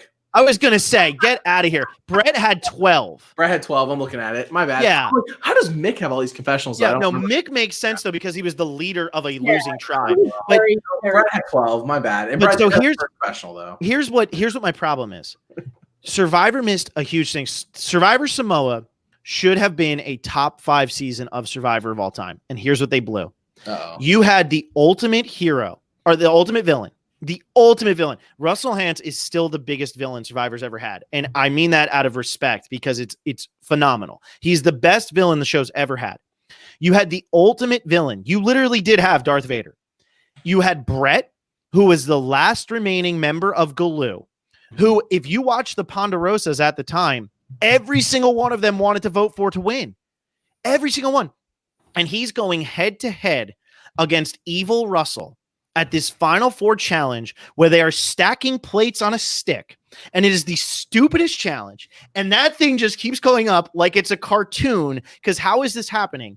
And the problem is you don't care about Brett at all. They could have built Brett up, give him 10 more confessionals, play him up as a hero, and now we have good versus evil. Then you get to final tribal with evil defeating good. And you have Natalie White with 10 to 15 more confessionals, and people are actually rooting for her to beat Russell. Yeah. And you now have good defeat evil because evil defeated good. You have so many storylines there, and they absolutely blew it because they gave nobody any confessionals other than Russell. It's true. With Brett too, Brett and Natalie, man, everyone just got under-edited. Shambo has 39. Like, that's the second most this season. And it's such a shame. And I understand not only was Russell just so electric in this season, like he's electric. And I feel like we like to really, everyone's like, oh, everyone likes to feel like the smartest guy in the room, like Russell lost, ha ha ha. But it's like Russell didn't play this bad game. It wasn't until like day 33. I remember very specifically when we rewatched it. Russell really wasn't being mean to anybody out in public until I believe day 33 when we got to who was voted out. It was Monica. Yeah, Monica. Yeah, Monica, I feel like was the first time we saw Russell being mean to anybody in the game. It was always in confessional. He was smartly, just like Rob Mariano. I feel like there's a lot of comparisons, and we'll get to their season later. But Rob Mariano is always mean and confessional. He's like, I'm with the bozo tribe again. The idiots. But he doesn't say it to their face. Why would he? But Russell broke that wall and starts trash talking Monica. Yeah. Jason and Brett, he loses their votes. I don't know if he had them to begin with, but he should have had Jason's. Should have had Jason's, yeah. Should have had Jason's. I don't know if he loses Brett. He got Shambo's. But like the reality is like he's on day 39 telling Natalie, I'll put you on the jury. That's to the point his ego had gotten. And nobody wants to reward that. No. And the biggest thing for him, so what gets completely missed here is Russell Hantz received 2 votes on this season that counted. 2, because he nullified that epic Kelly Charbonnet blindside. Yeah. He got 2 votes this entire season. That's when he started getting mean, though, because he started to feel like he was being threatened and he could possibly be losing control. What if people start to turn on me? What if Shambo and Jason don't want to work with me and decide to vote me out at Final 7 instead of voting out Monica? And that's why he starts being mean to people, because he's losing the control. Yeah, up until that point, like, you can't tell me that Kelly and Eric didn't vote for Russell for any reason other than the hell that they were bitter. I mean, Eric gives that insanely powerful tribal council speech, and what it all boils down to in my mind is he's really upset that Russell got the better of him. He's really sad about that. And Natalie also got the better of him there. And that's what, everybody always points to. Well, Natalie made the move on Eric. Great. And then they still had to make 6 more moves before they had the numbers or whatever it is. Yeah. So I just think, like, once he started getting mean there, he was playing it in a respectful way before that. He makes John Fincher, the rocket scientist, the man who was able to get Parvati Shallow's hand in marriage, who wins the game. In reality, he's able to make that guy look like an idiot, and that guy still votes for Russell because he respected what Russell did. And Shambo, who thought Russell took digs at her too much throughout the game, still votes for him because there was a respect there. But once he started being mean to Monica, and that was like the glue stronghold, you piss off Monica, now you've pissed off Eric, you've pissed off Kelly, you've pissed off Danger Dave, you've pissed off Brett. And Laura, and you're never getting those votes. Jason not voting for him, I think, is just being a baby, but whatever. Do you guys remember in episode 10 when Natalie got a bunch of votes? I forgot. I don't. No. Look at her on Wiki. In episode 10, this is where that's when John Fincher. That's when Russell convinced John to not do the split vote, so they didn't go to Rock. So really, again, Russell saves Natalie. Should have just let Natalie go home there. The reality is, though, is even if Natalie goes home, I don't think Russell beats Mick. He beats Mick. He got votes. Mick didn't. Nobody liked Mick. Well, I think that's with Natalie not there. Liked Natalie. I think people felt apathetic about Mick, and if you're at the final tribal, people feeling apathetic about you is probably worse than people dislike. Well, and I don't even know if it was apathetic, because Eric ripped Mick at that final tribal speech, because he was like, "You were the leader." Sorry, Alexa, you froze, but he was like, "You were the leader of this tribe." Also, somebody take a picture of how Alexa is frozen. This is amazing. But it was, "You were the leader of this tribe," and our guy who was our leader got medevac. Like, there was such I know they're tribes, but there was such like a tribal mentality of like, yeah, we had to sacrifice our captain and now we've lost, and you didn't even want to be leader. Like, nobody was going to vote for Mick, but by Russell pissing off Monica, he lost every single vote on that jury, aside from John and Shambo, who, when you really think about it, were the only 2 free thinking people in the entire Galoo tribe. Everybody else was just like, oh my gosh, isn't this great? Like, so that is probably why he was still able to get their votes, but not anybody else's. So I do have some other fun facts about Natalie. They're not completely related. Since we're talking so much about Russell, I feel like we need to talk about Natalie. She's another person who originally applied for The Amazing Race. So I feel like we have, like, what was it? Parvati and Earl, or if I recall, both applied to be on The Amazing Race, but then win Survivor. The Amazing Race is just really good at getting survivors. Natalie, more like mindset, I guess. Natalie actually goes to every single tribal council except for one. Same with Russ. I know that's same for Russell. We're talking about the winner. So now she goes to every single tribal council but one. And I have one more thing on her. She's the first female to win an all newbie season since Sandra in Pearl Islands. It's almost hard to forget. Because what was it? I'm sorry. Guatemala had, of course, 2 returnees, and then you get to Micronesia. Half of its returnees. Half its returnees, yeah. And then Vanuatu's a male. All Stars, all returnees. So yeah, I mean, no one since Pearl Islands has won an all newbie season as 12 seasons. It's interesting because females seem to have an advantage and this is a little bit of a side note, but it also makes sense with what we're going to talk about with Sandra. They have a little bit of an advantage in returning seasons, but they really struggle in newbie seasons. And it didn't work out that way early on. But if you really look at the numbers now, the amount of women who have won newbie seasons, I believe is only, I think it's 8. And I might be wrong. Yeah. I might be wrong on that, but it's Tina, it's Vesepia, it's Jenna. And then you have to go all the way to and then Sandra and then Natalie. That's 5. And then Michelle Fitzgerald, Denise. Well, no, Denise had. Let's go in order. You're throwing me off. So Sophie's not an all newbie season. Kim is an all newbie season. So Kim, that's who I forgot in the 20s. Is not an all newbie season. Blood again. San Juan del Sur is an all newbie season. Yep, and then Michelle, and that's it. Correct. So it's 8. There are 8 women who have won newbie seasons.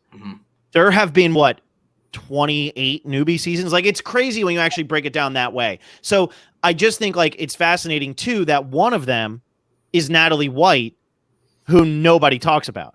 And so, Natalie White, Vesepia, they've never played again, despite being 2 women out of 8 who won all newbie seasons. So it's just really interesting, to look at things like that. And what I like, the fun fact I like in here, Wes, is that she is tied with Kim Spradlin and Sarah Lacina for the most votes at a final tribal council in Survivor history for any woman. That is insane. Natalie is Kim's confirmed. They're both what was the final vote breakdown? 7-2. Yeah. Ooh. I know. Yeah. She crushed it, man. Mick got no votes. Russell only got 2. Also, I want to mention briefly that I love Russell Swan just in every season. But here he's beloved by everybody. Anyways, I just want to mention that because I saw Russell Swan. I almost forget because he goes out in episode 6. But I really do like Russell Swan. Anyways, the other Russell, I guess. But I know the seasons are sort of like a real thing of like why Russell Hantz lost. And eventually, when I reach Samoa on my channel, I'll do a video specifically about why he lost, besides the story video. Because I did one today about why Rob Cesternino lost and how he could have won. And I feel like there's quite a few people that videos on that could be done. But anyways, I was wondering, have you guys ever watched the recap episode from the season? It's called The First 27 Days. No. I haven't either, and I think I need to because I wonder if, probably not, but I wonder if there's any Natalie in the episode because I'm like so desperate for like more Natalie. I wonder if that recap episode has more. And I always skip the recap, so I never really think about it. Yeah, I don't know. I mean, I probably watched it when it was on back in the day, but I've never rewatched it, so I don't remember it at all. But that is a good question. I mean, maybe it's out there, but everybody always talks about these seasons like like you were just saying with Rob Cesternino, how could he have won? And some people feel disappointed in the end of Amazon, and that like lowers their level, or how I am with Panama, where Aris wins, or at least how I was, not anymore. But that really is how Samoa feels. Samoa is the most anticlimactic ending ever, and it could have been that finale could have been the greatest finale in the history of the show if they played up Brett and they played up Natalie a lot more than they did, and they just dropped the ball. They just blew it. Stumbled to the finish line. For so many years, I feel like people watch Samoa, and the casual audience definitely. It's almost like because of the editing, and I don't want to harp too much on the editors, but like this is the only season where I really feel like the editing's such a disservice. As you're saying, Phil, it could have been more epic in the finale. But really what this season should have been, and it shouldn't have taken us years later, shouldn't take the hardcore audience to really be able to talk about it. It should be like even the casual should see this is what Survivor is about. Survivor is not about finding hidden immunity idols for the first time ever, without clues, and playing the idols. And even though you're overcoming the 8-4 disadvantage, it's not about that. This is not what Survivor's about. And it really should have been like, here's Russell, this guy who's doing all these things, but here's Natalie, like Sandra, the next season, she's like, Russell thinks he can beat me in the end, but I don't know about that. That's what Natalie should have been like here. I know she's not sassy like Sandra, but I really feel like that it was such a disservice to the story because we really could have downplayed Russell and still had all of his great confessionals because a lot of his kind of repeat. Where did he get out? 108 confessionals? Is that 108. Nobody's ever beaten him. I don't think even Rob Mariano. Give him 78. Yeah. And he completely dominates the season. Like, it's all, don't worry, Russell still is an iconic player if you cut 30 confessionals off of him. Yeah. Because he has literally 1, 2, 3, 4 double-digit confessional episodes. And the first 3 episodes is like 9, 8, 10. Like, bro. Yeah. Bro. Yeah. Like, and I get it. I get it early on because you're really playing him up and you want people to know. But if he's not going to win the season, like Natalie White, I think in those first 3 episodes, what does she have? None. She doesn't get confessional in episode 4. That's insane. Your winner doesn't get a confessional until episode 4, while Russell has more in 2 episodes than she has the entire season, and she wins. That's a joke. Yeah. I think there's a better story in Samoa, and I wish like the raw footage, not the raw footage, I guess, but I wish like I wish there was like a thing, like we could get a re-edited season. Like that would be killer. It's the only season I think that too. We're all probably in agreement that the Natalie White type did not win. No, I don't think it's respected by the jury anymore, unfortunately. Though the importance of social should not be underestimated because that's how she won. It still is super important. So. But I think to answer your question, Alexa, like it goes back to the fact that only Michelle and only Kim have won all, and Natalie Anderson have won all newbie seasons as women since Natalie White. And there's a lot of women who have played similar to Natalie White, and they always get 0 votes. Yeah. Also, I don't know if this is worth, I don't even know if this is worth discussing. Kim wins in an all woman final 3. Natalie Anderson wins in an all woman final 3. Natalie beats 2 guys and Michelle beats 1 guy. I don't know what that's saying, but I think that's worth bringing up. Yeah. And think about the guy that Michelle beats. It was Ty. And one of the guys that Natalie beats is Mick, who's but I think like with Ty too, like if you're looking past Natalie, Ty, like people were saying like they couldn't understand what he was saying at the final tribal and like all of that. There was a language barrier legitimately there. Yeah, that says something. That might be brought up on the Sesternino podcast. That says something. Yes. Yeah. Right. Go ahead, Wes. I don't know. I'm just thinking about Samoa just like disappoints me in some ways. I loved Survivor Samoa. I hate that Natalie won, and I have no problem saying that. If you edit her, I'm fine with it. But they didn't edit her, and so I hate the ending. I don't hate that Natalie won. I hate how the show is presented. Yeah, and it's the only season I really think that I just like don't like how the season is presented. Yeah. All right. Well, let's jump in to season 20, our last one here, and we're talking about Sandra for the final time here because we don't have to talk about her for 34 or 40. So we're talking about Sandra Diaz-Twine in what I believe is her more impressive win. However, in a win that is still overshadowed because we were in the midst of the Russell Hantz show for 2 straight seasons. Sandra comes into this season as one of the only winners. I believe I can never remember like right off the top of my head, but I believe there were 4 winners total. Might have only been 3, and then there ended up being so many winners afterwards. Sandra, Parvati, Tom, JT. So 4. So I do think that something very important to mention here is that I know in Modern Survivor at the Final Tribal Council, we talk about outwit, outplaying, outlasting. I need you to get all that out of your mind and just think, are the players in the season returning, getting revenge, and having redemption? Because that's all that matters. Yeah, because that's what they put on the that's what they put on the thing, right? Do they get revenge? Do they get redemption? Do they return? I don't know why the return's on there, by the way. They're already here. Like they made it to the Well, except for is Sugar on this season? Oh, she's got 3 blur marks. I don't care if she's on the season.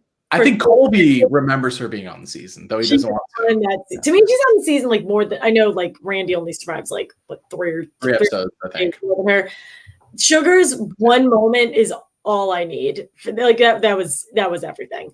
But this was really cool because, like, other than All Stars, this is your only other all returnee season, and Colby and Jerry are back again. But it's not tired. Like, at least for me, the Colby and Jerry thing wasn't tired. It helped that they were opposite. They weren't on at all. But this had some really, really cool dynamics. And the coach Tyson telling coach why people don't like him is the saddest thing ever. Coach and Jerry having a thing, question mark, is great. Such a good season. I love it. And again, though, and this goes back to the editing, and this was because the editors were really overpowering this Russell thing in these 2 seasons. And this goes back to that.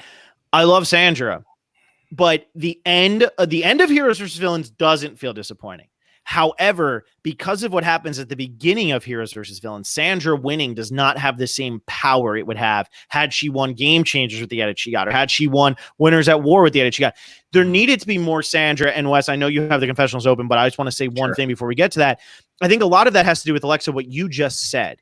Tyson and Coach having their conversation. Stephanie and Tom had played together. Sari, James, Amanda, they had all played together. Everybody had storylines coming into this season. The problem for Sandra is her storyline didn't get to pick up until she was actually on a tribe with Rupert, because that was her thing. So for the first 10 vote outs of this season, Sandra doesn't have her story. Like they're looking for her story, but there's so many easier things to do with Stephanie and Tom and Jerry and Colby and Sugar and Randy, who like they obviously don't ever get together, but Tyson and Coach and all those. There's so many easier things to do that I feel like they struggled on what do we do with Sandra. And how many confessionals did she have? I'm pretty sure pre-merge she had 6 or 7. That was it. Yeah, she's been quiet. I think what's I'll tell you in a second, hang on, but this is going to loop into that. So we said how if in Samoa, Russell's confessional counts went from 108 to like, I think you said 70, like 78. Yeah. So I think that's almost like proof is in the pudding here that the next season is Russell only gets 68. Like this is the appropriate amount of confessionals for Russell, in my opinion. Like if we had this number in Samoa and spread out the ones that he had to other people, it could have that season. I'm not saying could have been on the level of Heroes vs. Villains, but it could definitely be escalated or elevated as a season. So I'm sorry, what were your guys' guesses on Sandra? I think she only had 6 or 7 in the pre-merge, but I think it was around 21 or 22 total on the season. Yeah, I'll say 24. 27. Okay. You're right. She only had 10 episodes pre-merge, and then the other 17 came post-merge. But to be fair, though, the merge wasn't until episode 10, which is insane. Yeah, so she had pretty much 1 episode. But how many episodes in that pre-merge did she have? 0? 1, 2, 3, 4, 5, 6 in a row. Yeah. 6 in a row. And that's what I'm saying. Like, that's what makes it so hard to get behind Sandra. Because if you think about it, what makes Heroes vs. Villains so amazing is that it sucks to watch your favorites go home early. But you also have a great merge tribe. I could have done without Danielle. I could have done without Candace. Mm-hmm. But other than that, it's kind of who you wanted. Amanda, JT, Colby, Rupert, Russell, Jerry, Parvati, Sandra. Like, it's kind of who you wanted to make the merge there. And like, so it felt really good. But the problem is Sandra wins out of all of them. And she's probably like the 7th or the 8th biggest character, the 8th biggest fan base out of the final 10. And because we got nothing of her in the pre-merge, we go 6 episodes without her getting anything. This season's story was like, yeah, we brought Sandra back. You know, you probably didn't remember much from Pearl Islands, and you're probably not going to remember much from now. And all of a sudden, at the end of the game, you're like, she just won the damn thing. Yeah. Did you say that was 6 in a row that we didn't hear from her? Yeah, episodes 2 through 7, you hear from her at all. So that's even worse. It's not like we're getting like a ton of Sandra content, and then the heroes have it, like they lose. They go to tribal council. Then we get more Sandra content. It's just a month plus worth of not hearing. Literally 2 months. She only had 1 episode less of no confess. I'm sorry. Natalie White had 1, 2, 3, 4, 5, 6, 7 episodes of no confessionals. Sandra had 6. And the thing with Sandra is you can't tell me that she's not entertaining. And Phil, to your point, like you have that's a season where every single person is entertaining, but she is your winner. You know that she is your winner. She has she has one of the best confessionals of all time in this season where she says, I don't know about that. There's that's not the only funny thing she said. Yeah. I'm sure there's so much more than that. Oh, yeah, because in Pearl Islands, I'm like watching, I'm like, almost every time Sandra's on camera, she's like, even though she may not be saying a funny thing, she's saying something that like, this is Sandra. Like this is great. Yeah.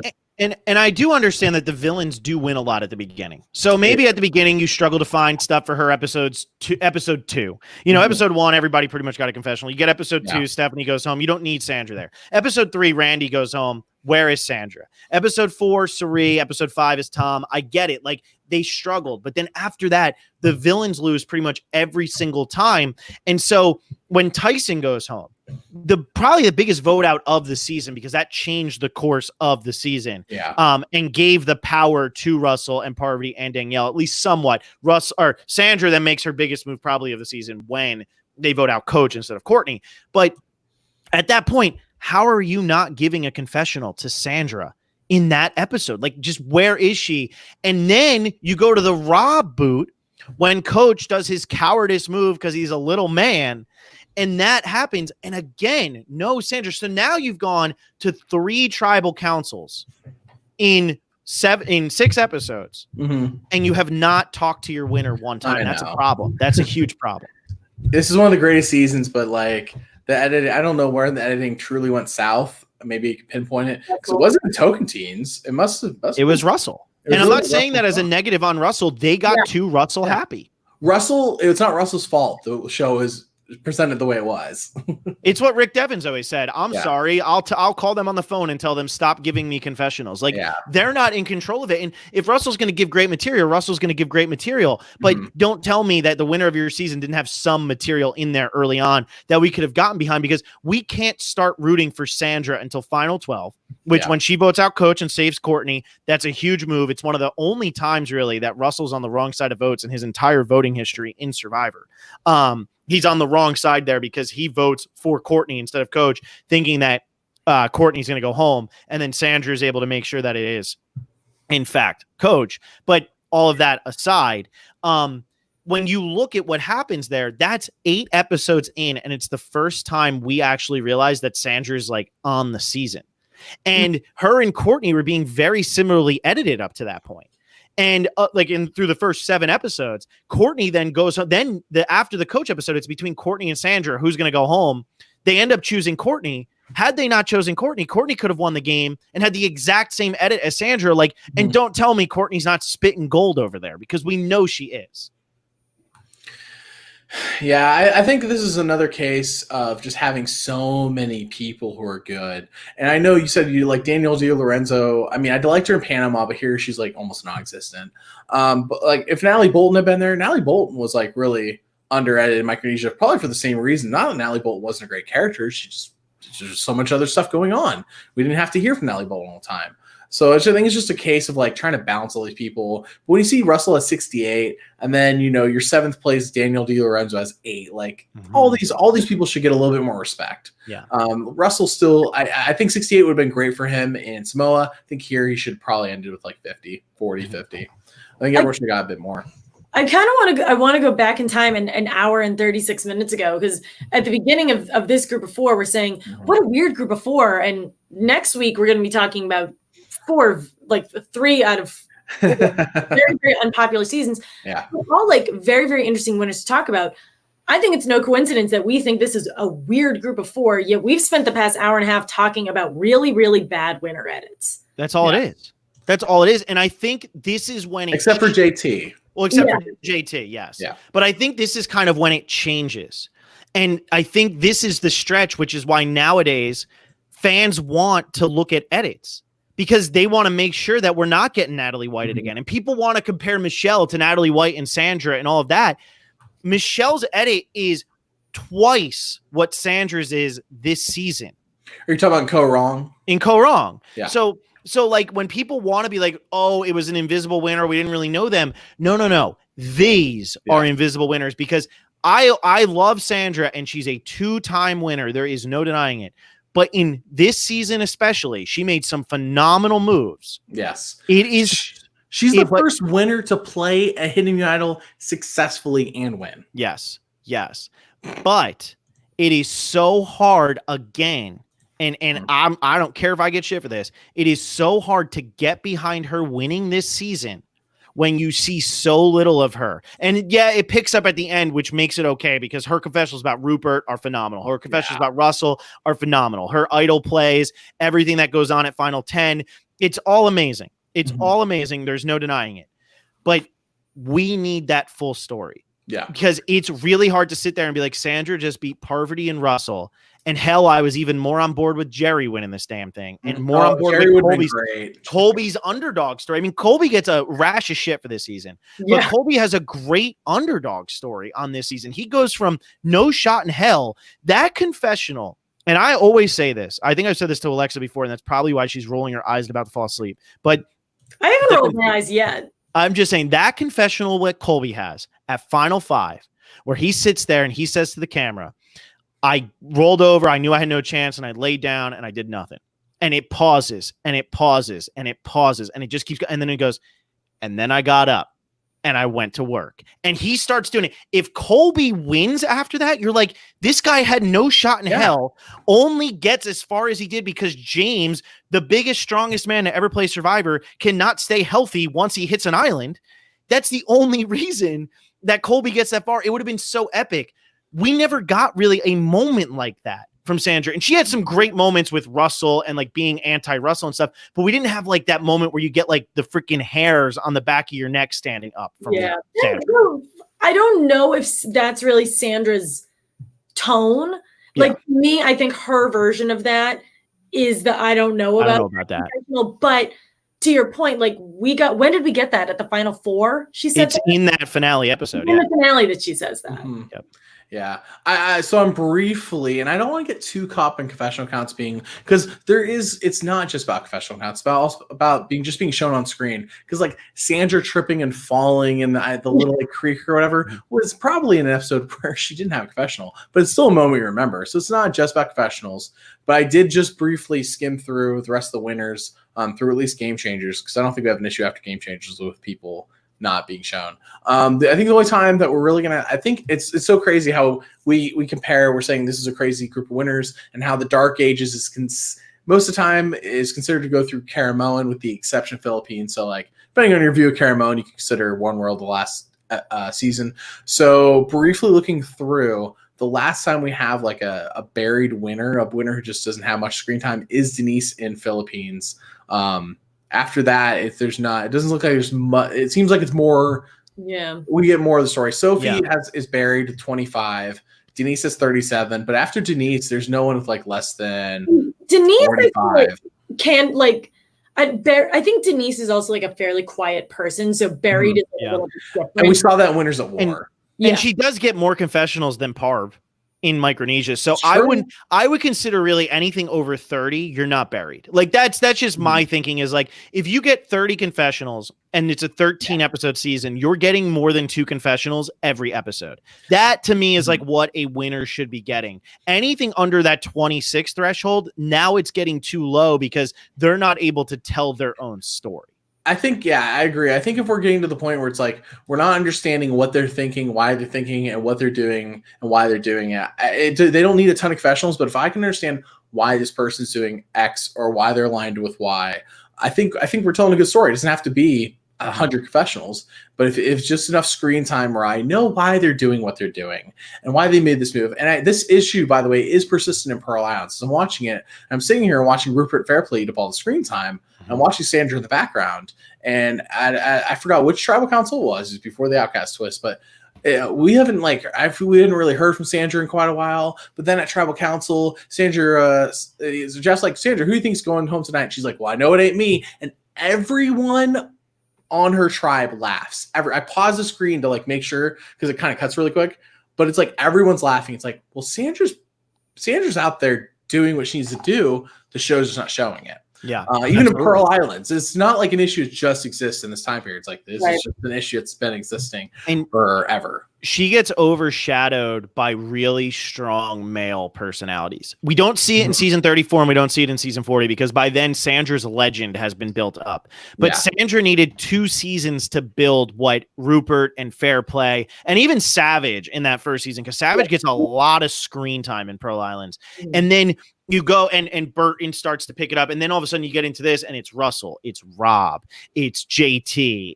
Amanda gets a bunch, but I'm saying like there are so many big male personalities but that's how Sandra plays. And I know like a lot of people sit here and they say Survivor's not edited fairly towards, women, or it's not edited fairly towards like whoever, but Sandra's purposely doing that because she wants the big male egos to just beat the crap out of each other so she can be like, I'm going to win $1 million. I don't care. Like, she loves that. And you really see that in Game Changers when she starts to egg on JT. Like, she's willing to sit back and let him blah, blah, blah, blah, blah, blah, blah. And it's a shame what ends up happening with Varner and Zeke, because if that doesn't happen, we're talking about that JT situation in Game Changers with Varner and Sandra as like one of the funniest freaking moments ever because of how she lets that ego go. So Sandra struggles with the big male personalities, but she always beats them. Yeah. And that's what I think makes her a better Survivor player and what makes her confessional count not matter so much. But 6 straight episodes is ridiculous. And as you said, when you get to Legend Sandra, when you get to the back half of Sandra, she dominates. Like, every confessional she gives is gold. Every confessional she gives is over the top. She gets like the alpha ego, and it's great. And in both seasons she wins, there's no tribe swap, which I do think is important because as we saw in not War, as we saw in Game Changers, her, the time she comes back, if there's no tribe swap that season, I think she makes merge. Yep. Because a lot of people associate her with getting swap screwed. That's part of the game at this point. You have to accept there's gonna be a swap. But it was a second swap. It was a second swap again. Oh my gosh. I'm pretty sure in Game Changers it was a second swap. There's too many swaps, the problem. Yeah, and that's what it was. We actually had that situation where I'm pretty sure on Survivor Game Changers we were in this really great situation of that Manu tribe or whatever the blue tribe was. Mana, or Nuku. Yeah. Nuku is what it was. Nuku. And so they did 3 tribes, and then they merged into 2 tribes, and that's when Sandra and Varner no longer had control when Nuku lost, because Mana, they just didn't have the numbers because they were the ones who kind of shrunk. There should never be more than one swap in a season. Every season they do 2, I'm like, who, what, why? Yeah. Yeah. Yeah, but I just think it's important because, like, in the 2 seasons she wins, no tribe swap. But then the tribe swap, it is right, it's the second one, so she actually did survive when they expanded the tribes. But in Winners of War, I know she plays herself, and I don't want to get too much into that. But was that after a tribe swap as well? I feel like it was. It was. It was. It's when they divided into 3. Because there was only 6 people at that tribal. Yes, it was. That's right. It was like 5 or 6 people. Yeah, man, it almost makes you wonder, like, and I know that's the game as it is now, but like, if there was no tribe swap in Game Changers, how far does she get? I know. And not for nothing. In Winners at War, if she does not give up an idol, how far does she get? Like, she makes merge. I think she makes merge, and I think that's why Sandra's game, like, she could make the merge all the time. She actually. I think what hurt Sandra more than anything, and she'll probably never admit this, but I think what hurt Sandra more than anything is that she did hit celebrity level. She hit legend status. But she accepts it, embraces it, and like puts the crown on her head. That's on her. No, that's on her. And I think that's what hurts her, though, because she knows that there's more pressure. And so she, I think, does try to play into that role a little bit more. Whereas when she came out for Heroes Villains, my husband, he works in the military. That's what he does. I come out and I play Survivor. That's what I do. And that was her mentality. Once she hit Game Changers, it was, I'm now a TV personality. Yeah. I am different now. And that's how it was in Winners at War too. And I think that's why she let her guard down. If she plays the exact same game that she plays in both Pearl Islands and Heroes versus Villains, she makes it to the merge every single season. She makes it to the merge in Game Changers because she doesn't vote out JT when she votes out JT. And that actually helps her get further in the game because they probably don't then lose the next challenge or whatever. Well, I forget exactly how it went down, but whatever ends up happening doesn't happen. And Sandra has a much better chance of going further. It's a lot of hypotheticals, but she starts overplaying, and it's not so much about anybody but me. It's, I do kind of want to have the big role because I've already won this thing twice. I don't really care. And I think it's interesting how in if you go all the way back to Pearl Islands, and even here, I feel like maybe less so, but still. So like in Pearl Islands, what I just got done watching was Fair Play. By the way, Fair Play is hilarious, and how he'll be like, "Oh, Michelle is so full. She has this big ego problem. That's why she crushed the food challenge." Like, bro, the pot calling the kettle black. But I bring that because I think it was in that same episode where Sandra blows the grocery food eating challenge. She's back at camp and she's like, guys, I apologize. She's being so humble. She's like, guys, I apologize. That was my fault. She's like, I'm like, this is not a side of Sandra I'm used to. Yeah. But this is who Sandra is in Pearl Islands. And even in Heroes vs. Villains, she's not going around like the Sandra. I feel like Sandra, sometime between Heroes vs. Villains and Game Changers, and it was probably the moment she won.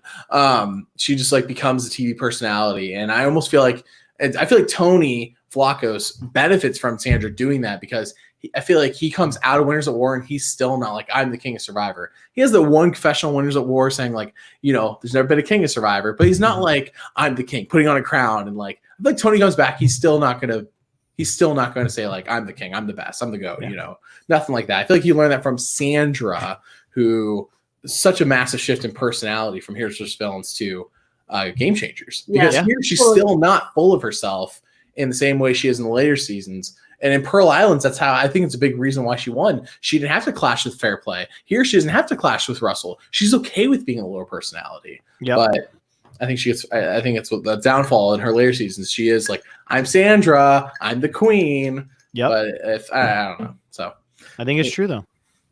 Yeah, it's a big part of why she does so well this season and in Pearl Islands is that she is more humble. She's willing. I can't imagine Sandra in Game Changers apologizing. No. Or apologize to people. No, because at that point, she's the queen. She doesn't care what you think. Oh, also hilarious side note. I know it's called the Sandra sit-out bench now. The very first chance she gets to in Pearl Islands to sit out, she does. Mm-hmm. I thought that was hilarious. Mm-hmm. Yeah, that's her move. Yeah, that's her move. And you know what? In Heroes versus Villains, that's why her and Courtney bond, and that's why she gets Courtney's vote at the end, because they sit out so many damn challenges together because the villains always have the numbers. Yeah, they always have the numbers, so she just sits out, and that's how her and Courtney bond. If you look at who Sandra gets the votes from at the end, a lot of it is, Rupert votes for her again, which she always said would happen, but I forget exactly who voted for Parvati, but I know Coach voted for Parvati. I believe that Danielle voted for Parvati. Somebody correct me if I'm wrong. I'll double check for you. Sorry. I don't have it in front of me. I'm looking at it. So the votes that Parvati gets it's a little bit hard to tell here. She gets Jerry's, Parvati gets Coach Danielle DiLorenzo's, and she gets, is this Courtney? No, it's Coach. Coach, she gets Coach. Yeah, so because Courtney, everyone else's. Yeah, and Sandra gets all the others. And so like Jerry, who goes very far in the game, goes for Parvati because her and Parvati actually like work together for part of it. Mm-hmm. And Danielle, because her and Parvati were together, but Sandra was able to kind of build out the relationships. She gets every hero vote. That's huge because she never and Rupert does it. And I don't think she votes for a hero every single time post-merge that she can vote for a hero. She votes for a hero. She votes for Rupert twice in a row. And yet she still gets every single hero vote, despite not really sticking out the olive branch, which Parvati was sort of doing with Amanda, but not really. It's just fascinating. She's really great with the social. I think Rupert, though, we could associate. I think Sandra was going to get Rupert's vote no matter what, just because of Pearl Islands. So that was like kind of a locked in vote. I'm not discrediting her by any means because she could have, I'm sure, lost the vote, but she doesn't. I feel like Rupert's is more of just keeping it rather than earning it in this season.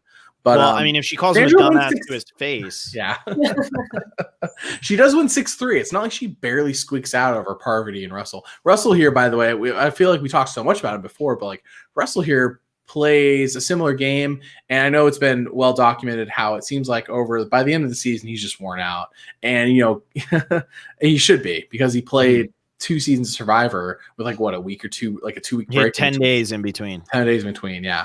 So he's just worn out by the end of this. But like Russell comes into the season like hot. Like he's like riding off the highest Samoa. He probably thinks he wins. He definitely thinks he wins. Yeah. So he comes in this assuming he's a winner. He thinks that he's just sitting at his final 3 and it's all winners. He doesn't know. Mm-hmm. Yeah. Yeah. It's true. I bet you Russell and his ego probably told people and they edited it out because it wasn't the truth. But I'd almost bet that Russell was telling people in the season that he won. Well, and you can see it because at the Samoa finale, I think the reason he's so disappointed he lost to Natalie is because he knows he doesn't win Heroes versus Villains. Yeah. And that's why you just see him being like, I just played 78 straight days of Survivor and I lost both times. Got second and then third, yeah. That's not brutal. Too shabby, though. Not too shabby, but still. Emotionally exhausting. Yeah. Emotionally exhausting.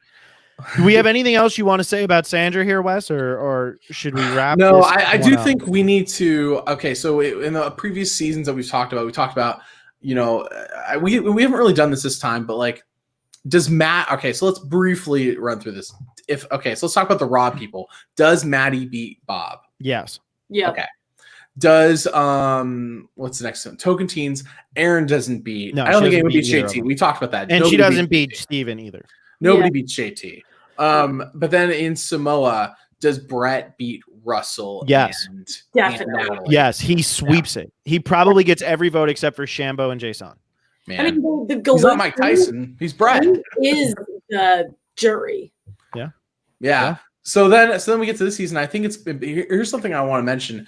Parvati, people talk about Parvati played a better game this time. We have like almost skipped over Parvati completely this time. But Parvati, I agree. I don't know if she plays a better game, but she plays definitely a more flashy game than Mike Absolutely. Radisha. Especially with her two. I know everyone wants to lambaste her for playing the two idols, but no, that was a great move. Like with the information she had, that was a really good move to make that tribal. Absolutely. And it always goes unnoticed. Like everybody says Parvati was the robbed one here, but early on in that game, Russell's a big part of the reason why Parvati makes it as far as she does. And that always kind of goes untouched because everybody who loves Parvati and Sandra hates Russell. But that is something that needs to be addressed because if Russell's not there, Tyson doesn't go home. Probably. And it's Parvati or Russell who go home, and it's probably end up being Parvati or it's Russell. It doesn't matter. But all I'm saying is like Parvati does not make it to the end without Russell, just like Russell doesn't make it to the end without Parvati. But people need to address that because they think like, oh, Parvati did it all. No, she did. I really think so. My biggest question is: let's just assume it's a Final Four. In this case, does Jerry beat Russell, Parvati, and Sandra? Jerry could win that season, but I still think Sandra.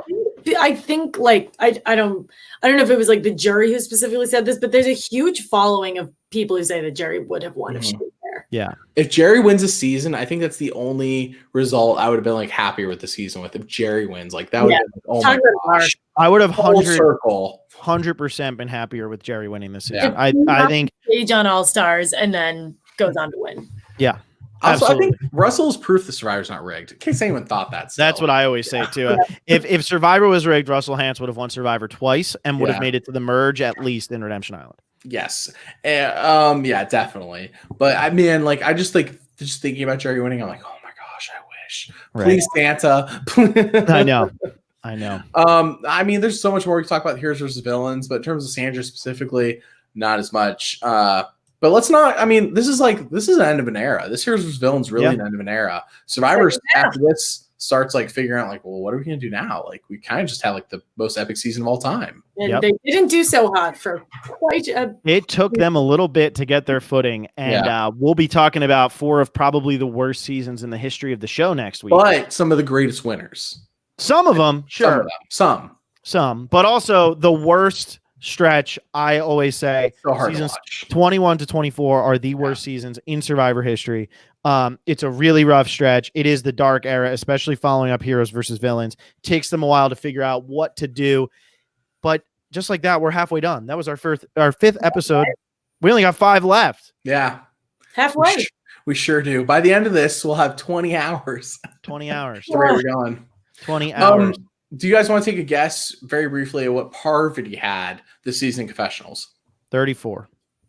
Russell had 68 and Sandra had 27. Yes. And Parvati in her winning season has 32. 41. She is very close. She has 40. There you go.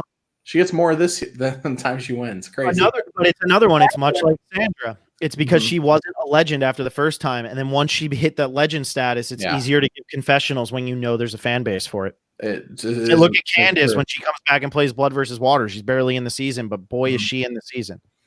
I know Rob dominates Redemption Island, but just briefly looking, Redemption Island's very evenly edited. Aside from Rob. Yeah. So. Well, I mean, so is Samoa, except for Russell. I mean, everybody's in that range, right? So no. I mean, I'm not being cheeky at all. I'm like very serious. Like, actually, Redemption Island is more evenly edited, I think, than what I'm just briefly looking through the seasons. Yeah. Well, we'll be talking about that next week. Alexa, do you want to take us home? I don't know how we end this thing, but yeah, I think I'm going to try to non-date us, even though we just did it twice.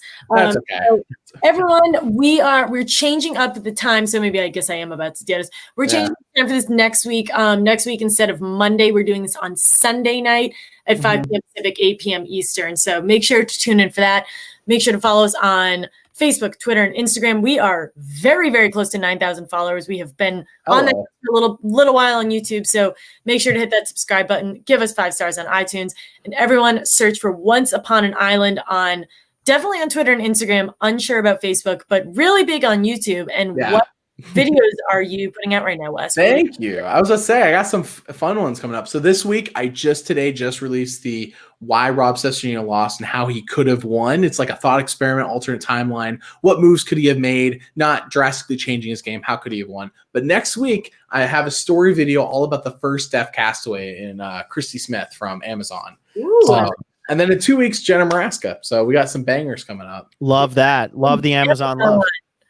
All right, everybody. We'll see you next week. Bye. All right. Bye, everyone.